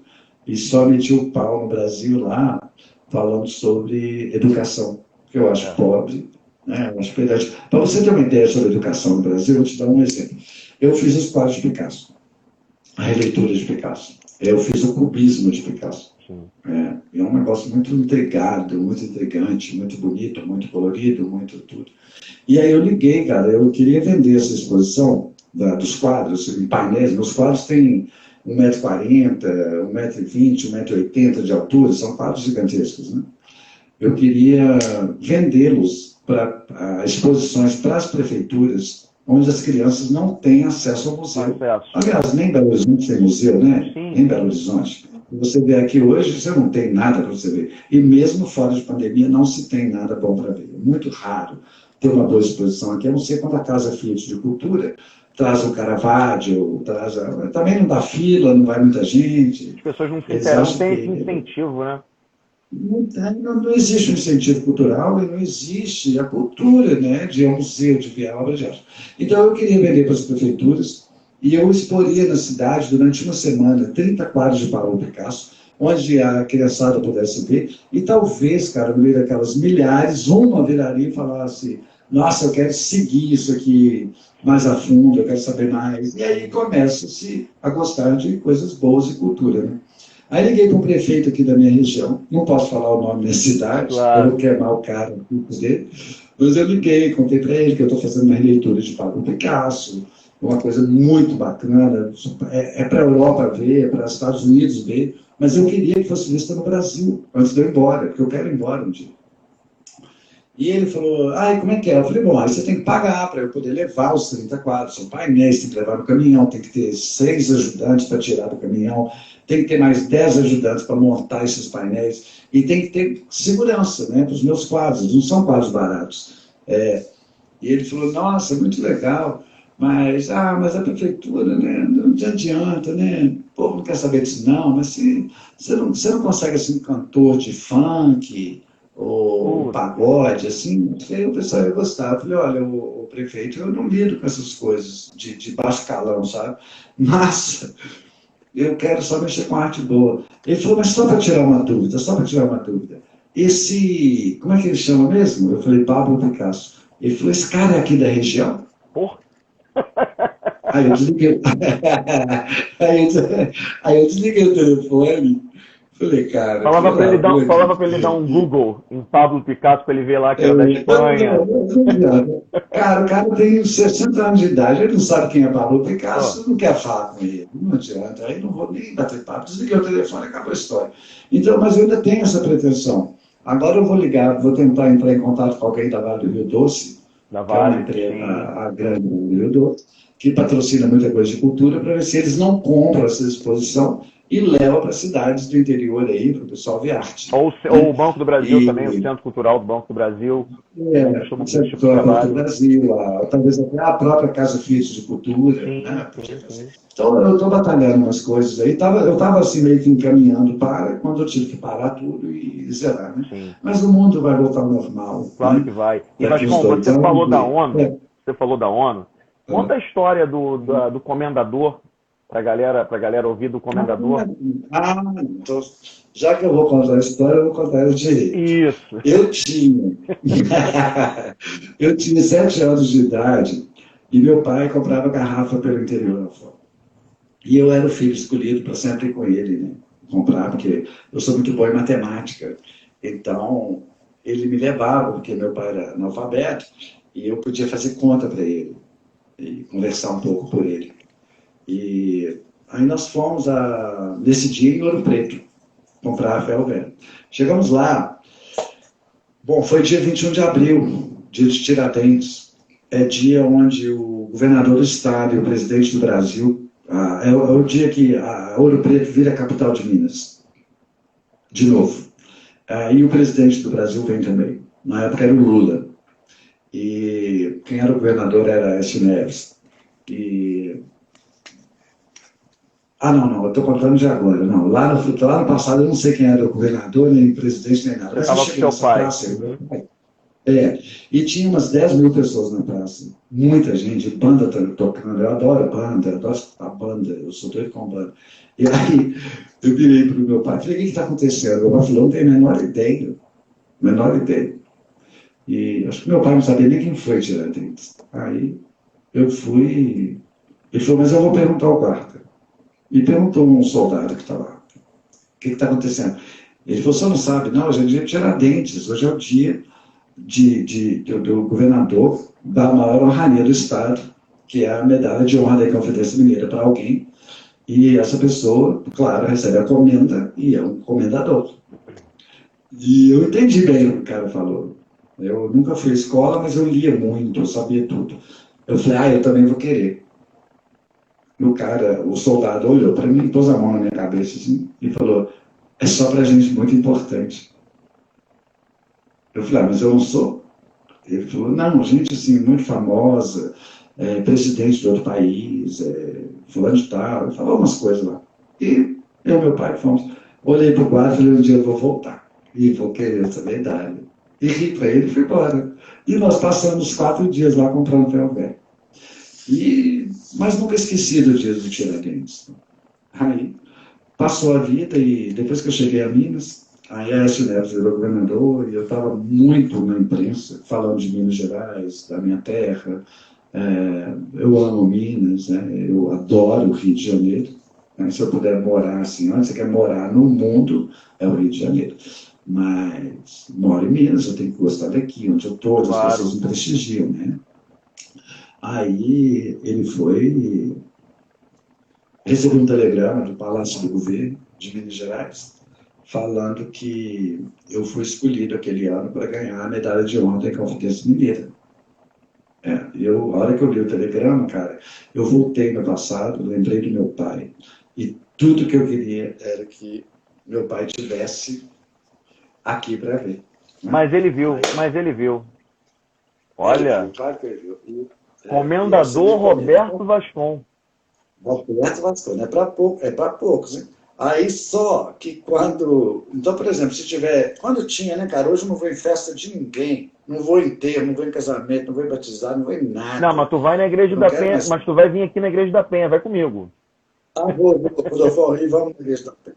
Aí, eu vou... Então, assim, quando algumas vezes eu fui ao palácio, eu uso a minha comenda. Para chegar baixo, claro. Chegar bonito na frente. E tem um tanto de coisa que eu tenho que pôr. Tem que pôr uma do lado de cá, uma do lado de cá. Isso aqui é bandeira. Tem todo um protocolo, que bacana. Todo um protocolo. Aí eu ponho um sapato chique, uma roupa, uma calça, com a calça comprida, que não pode ir de bermuda. Aí é cheio das coisas. Eu vou, morro de rir, janto, vou embora, tira a medalha, guarda a medalha. E é isso. Só que eu coloquei ela aqui, ela agarrou. Aqui, ó. Aí eu guardo ela com a maior carinho do mundo, porque faz parte de um sonho de menino, né, que poucas pessoas têm. Verdade. Poucas pessoas foram agraciadas com essa medalha. Muitas agraciadas com a medalha da Inconfidência Mineira. Sim. Né? Essa aqui é a medalha de honra da Inconfidência Mineira. E aqui está meu livro de comendador de Estado. Olha só, o livro oficial com a chancela de comendador. Roberto E meu Vascon. diploma de comendador. Devidamente E meu diploma de diplomado, comendador. diplomado. Devidamente diplomado. Diplomado, tá vendo? Tá vendo? E cheguei lá, quem era o presidente na época era o Lula e o governador Aécio, eles me receberam e foi muito bacana, e colocaram um tanto de guarda em volta de mim para marchar do meu lado, para eu poder andar 200 metros numa praça. Eu, com esse 1,69 m, achei que eu tinha 2,20 m, desci a praça, recebi a medalha, adorei, foi maravilhoso, e depois eu chorei. Claro. Depois eu chorei, lembrando meu pai. Falei, cara, ele ia ficar num orgulho, que eu tenho certeza que ele lembrava do dia que a gente chegou lá numa pitinga federal, né? E agora eu estava lá falando que eu queria medalha e eu recebi a medalha, e eu não pedi essa medalha para ninguém. Mas com certeza ele viu, com certeza ele viu. E continua vendo, assim É, como e a eu- sua mãe, né, como a dona Terezinha vê os seus méritos. é. E ela aqui, ó. Olha lá, a mãe Tá dando para ver? assim. A dona Aí a minha mãe. Terezinha Vasconcelos Matos. É. Então a vida é isso, cara. A vida é. Esse negócio da pandemia aí, eu acho que a gente tem que ser mais light, bem mais light. Eu, no início, estava muito nervoso, muito eufórico, muito, meu Deus do céu, o que vai acontecer com o mundo? Sim. Será que o mundo acabou e tal? Então, hoje não. Hoje eu acordo de manhã e peço a Deus, né? Eu sempre peço a Ele sempre me atende, peço a Ele com as mãos poderosas dele. Ele deu uma volta pelo mundo, sabe? E cure as pessoas, e acho uma vacina, né, cara? Porque Sim, enquanto tá em não houver desenvolvimento. vacina, Sim. enquanto não houver vacina, teremos uma pandemia, né? Sim. Espera-se que daqui a um ano tenhamos a vacina. Menos não tem jeito. Eu já conversei com um cara que mexe com o negócio de vacina e falou, cara, sem chance. Sim. Fica falando baboseira na televisão, no jornal, na rede social, nada disso. Um ano. Então, um ano a gente vai ter que usar máscara, um ano não tem teatro, um ano não tem balé, um ano não tem ópera, um ano não tem gente tocando no boteco, me pondo doido da cabeça, com as músicas ruins. Um ano eu não vou ter que ficar escutando funk, um ano eu não tenho que escutar pagode, um ano maravilhoso, né? Assim, em termos de coisas que vão vazar, né? Claro, Ator ruim vai embora, os bons ficam, os atores bons vão ficar, os ruins vão embora, todo mundo vai esquecer. A vida é isso. Com certeza. Mas são tempos novos, né? Eu acho que isso aí veio para dar uma sacudida no mundo. Para dar uma E limpeza. também mostrando. E as pessoas que mais têm ego, e olha que eu conheço muita gente no Rio de Janeiro, as pessoas que mais têm ego são as que estão perdendo mais rápido, né? Então o ego, eu sempre falo nas minhas palestras pelo Brasil afora, é o seguinte, o ego é o degrau quebrado da escada de qualquer ser humano. É o degrau em falso, que você pisa, escorrega e cai. Então é isso. Então tem muita gente poderosa e famosa aí reclamando da pandemia. Por quê? Ela está acostumada a ir ao shopping e parar o shopping. Ela está acostumada a sair na rua e ver aquela multidão de gente. Acabou. Ela pode sair na rua hoje, não tem uma alma para vê-la. E se tiver, tá de máscara, não vai ver que é ela. Então ela já está ficando doida, né? Verdade. E Vasco, para a gente finalizar, eu queria que você falasse do Merlin, cara. Desse mago arturiano aí. O Merlin é esse aqui, ó. É uma caixinha, tá vendo? De cristal. Sim. Tá dando para ver direito? Dá para ver sim, dá para ver. É uma caixinha de cristal, que devia ser uma bombonière, alguma coisa, e tal. Bom, esse aqui, eu nasci numa cidade do interior, que chama Raposo, fica a 20 quilômetros de Belo Horizonte. E lá tinha, um tempo atrás, muitos anos atrás, há 20 e tantos anos atrás, eu já fui capa 10 vezes do estado de Minas, mas na primeira vez que eu fui capa, era uma foto imensa minha na capa do jornal, falando o mágico do couro, o mago do couro. E contando a minha história, contando de Raposa e tal. E uma velhinha leu esse jornal, que eu achei até meio difícil, porque o povo não é muito de ler, não.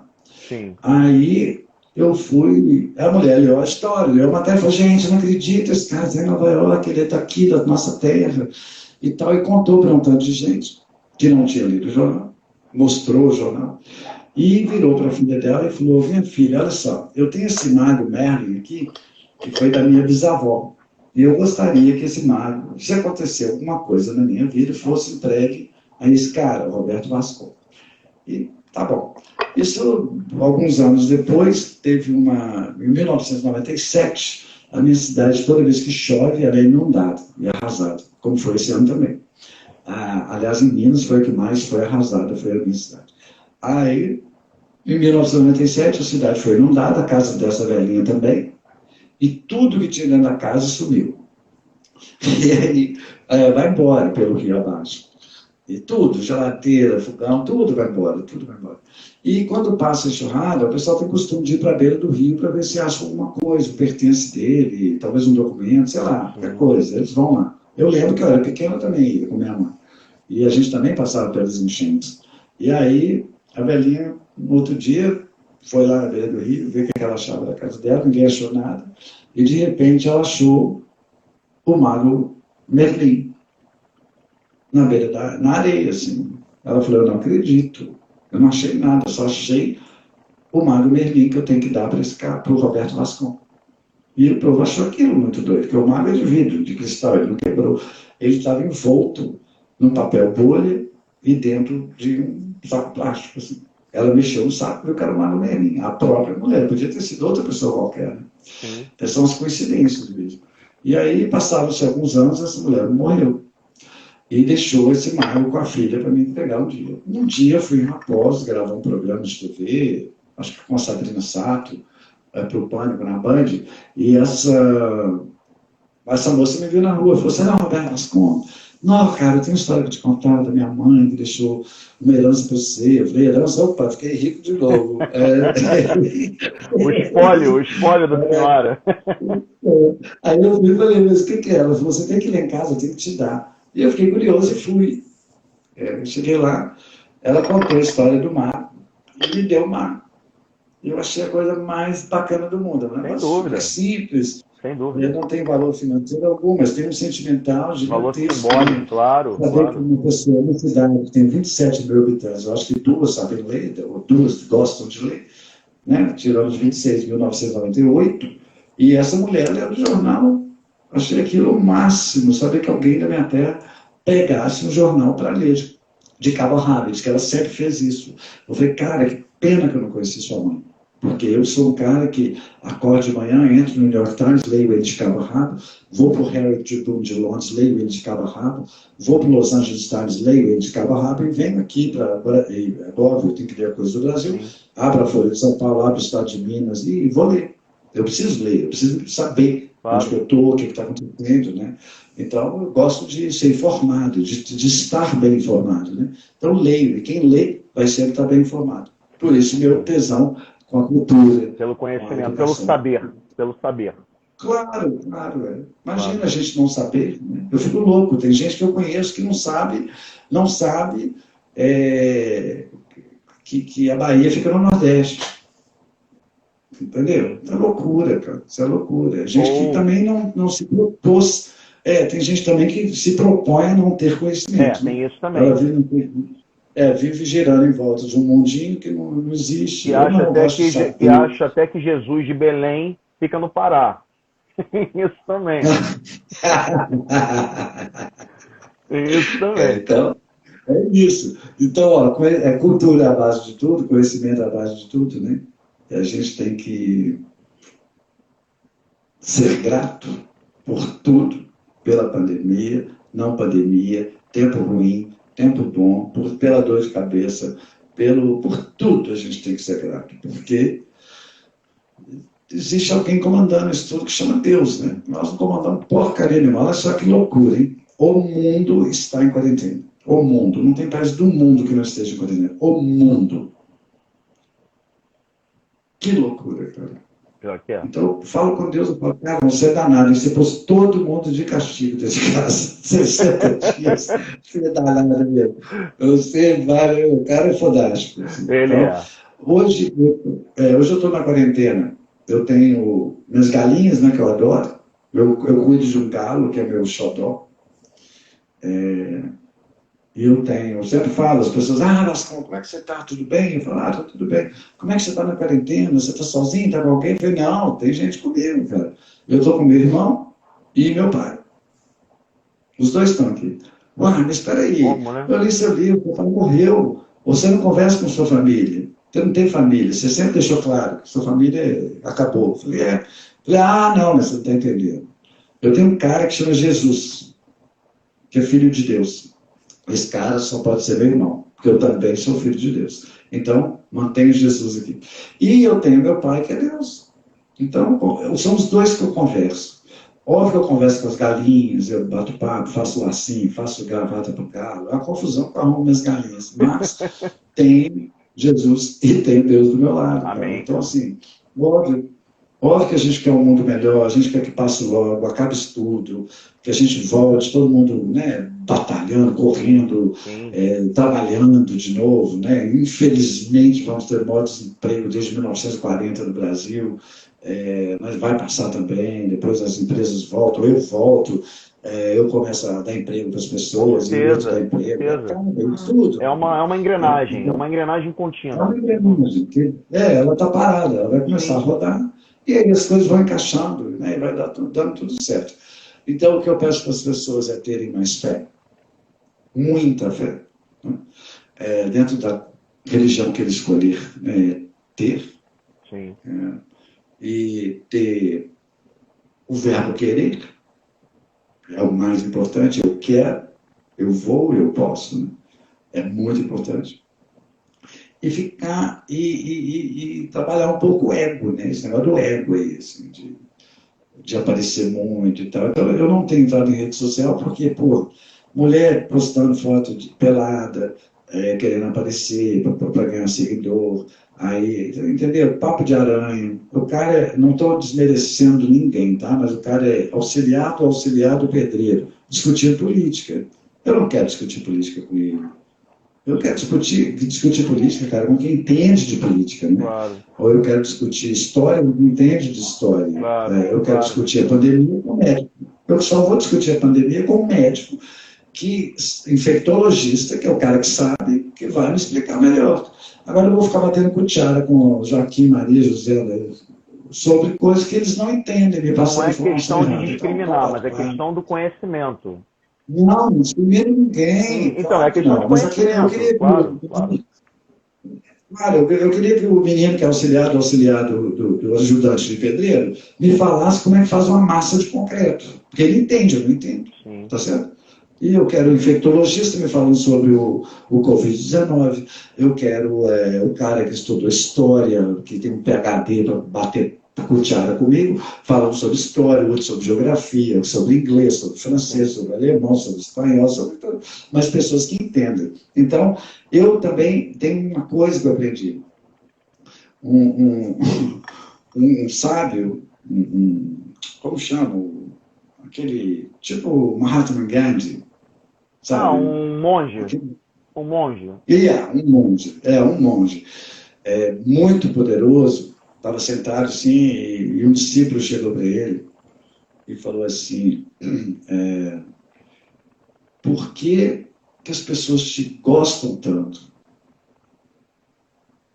O que você sabe mais que eu? Por que eu não sou tão inteligente como você? E começou a discutir com o monge. O monge virou para ele e falou assim, eu não quero discutir com você, me deixa ficar no meu zen aqui. O cara estava fazendo uma reflexão, o monge, e ele falou, não, mas eu acho isso um absurdo, que não sei o quê, que parará. E começou meio que agredir o monge assim com palavras. O monge virou para ele e falou, olha, eu só vou te dar um conselho. Nunca, jamais na sua vida, discuta com pessoas ignorantes. E voltou ao silêncio dele. Então é o que eu faço. A pessoa começa a falar de uma coisa que eu sei que ela está errada, mas eu não concordo, não discordo, mas eu abstrai. Claro. Eu deixo ela falar, pode falar a noite inteira. Não me interessa. Eu sei que ela não entende, eu sei que ela é errada. E eu não discuto com ignorância. Então, uma dica, não discuta com ignorância, porque você nunca vai brigar com ninguém. Sim, ele vai falar sozinho. Vamos discutir sobre cultura com quem entende de cultura, vamos discutir sobre moda com quem entende de moda, né? Mas, anyway, eu agora também estou meio... Eu estou assim... Eu fiz 20 quadros do Picasso, precisava fazer 30 para ir para a exposição. No meio, quebraram as pernas com essa Covid-19 aí. Aí eu resolvi vender meus quadros, né? Aí vendi os quadros. Então, hoje eu acho que eu tenho 4 ou 5 só quadros do Picasso, e estou vendendo eles, graças a Deus o pessoal comprou, o brasileiro comprou, os que gostam, né? Que entendem, que sabem que uma casa, quando você entra numa casa, eu, por exemplo, sou assim, a primeira coisa que eu olho numa casa, para você ter uma ideia, são as paredes. Por ali eu sei a cultura da pessoa, eu sei que ela gosta, eu sei se ela realmente sabe sobre cultura alguma coisa, pela parede da casa dela. Na parede dela. ela traduz um pouco da história. Tem uma mulher amiga minha em Belo Horizonte, que é muito rica, mora numa mansão, uma casa de 8 quartos, e ela sempre me chama, ela gosta de bater papo comigo. E ela não tem um quadro na parede, certo? Um dia eu perguntei para ela por quê. Ela falou, porque eu não entendo os quadros, você pode me ajudar? Olha que bacana, achei super bacana. Falei, claro que eu posso, essa mansão desse jeito, sem quadro, eu fico doido, cara. Sem um tapete maravilhoso, capando esse tapete de pelo, que esse de pelo dá ácaro, dá tudo. Aí eu coloquei 4 tapetes mil maravilhosos, coloquei 2 quadros maravilhosos, a casa virou outra casa. Ela falou, cara, dá até vontade de acordar e ver seus quadros pedaços da parede, ver os tapetes lindos, minha casa ficou linda. Então, eu acho que as pessoas têm que ter isso, né? Não adianta você ter um palacete e não ter cultura. Não adianta você ser milionário e não ter conteúdo. Não ter conteúdo. Não tem conteúdo, não tem nada. Né? Você vai conversar com um cara sobre alguma coisa, ele não entende nada. Ele vai discutir com você porque ele é um ignorante. Mas... Claro. Vascon? Vamos ver se a conexão dele volta. Quero agradecer a participação de todos que estão aqui. Voltou, Vascon. Eu acho que tem alguém aí na live. Tem várias pessoas, tiveram várias pessoas elogiando você. Tem uma pessoa aí que acabou de comprar um quadro do Picasso. Acabou de comprar? Mas eu até quero falar um pouco sobre essa pessoa. Para quem gosta de coisa boa, tem uma graninha para gastar. Eu conheci um pessoal, cara, que leu meu livro lá em Santa Catarina, e esse cara mandou uma mensagem muito bacana, muito bacana, muito. Eu geralmente não respondo todo mundo, que é muita coisa que chega para mim. Sim. E muita porcaria, muita encheção de saco. Mas eu leio tudo, mesmo as ruins eu leio, não respondo, alerta, acabou. Mas o cara mandou uma mensagem generosa, de alma bacana, falando que leu o meu livro, que se inspirou muito, que se inspirou, a vida dele também parecia com a minha, e a gente começou a bater papo, falei, cara, eu quero falar contigo por telefone. E aí comecei a falar com ele. Ele falou, não, minha mulher é sua fã e tal. Eu falei, não, bacana, ela chama Cris, a mulher dele. Aí, e ele falou, cara, eu queria te contar um pouco da minha história, que é legal trocar essa coisa, né? Aí, você está me escutando bem? Estou, perfeitamente. Perfeitamente. Aí ele foi e me contou a história dele. Ele também veio de uma família muito humilde, e hoje, claro, o cara batalhou, não podia ir à escola, mas deu o seu jeito, formou, fez PhD, o cara deve ser um gênio por aí, e inteligente pra caramba, montou uma empresa, e uma empresa que está brilhando no Brasil, que eu queria que as pessoas que estivessem aí entrassem só para ver. Ele faz... Eu sou fascinado com móveis, né? Sempre fui. E com casa bonita, bem arrumada, né? E eles têm uma empresa que chama Mais Sofá. O pessoal entrar, Mais e depois OFA. Mais Sofá, tudo junto, sabe? Mais Sofá. E eu entrei no site todo deslumbrado, assim, com as coisas dele. O pessoal muito bacana. Ele me mandou foto da casa dele. Aí eu fico pensando, falei, pô, o cara não tinha grana nem para comer quando era menino. Né? Sem chance num país de loucos, né? Num país de loucos. Aí o cara vai, estuda, monta uma empresa, se dá bem. Hoje, assim, não estou falando que ele é milionário, não. Ele tem uma casa bonita. Não, e ele trabalhou para isso, claro, trabalhou para isso.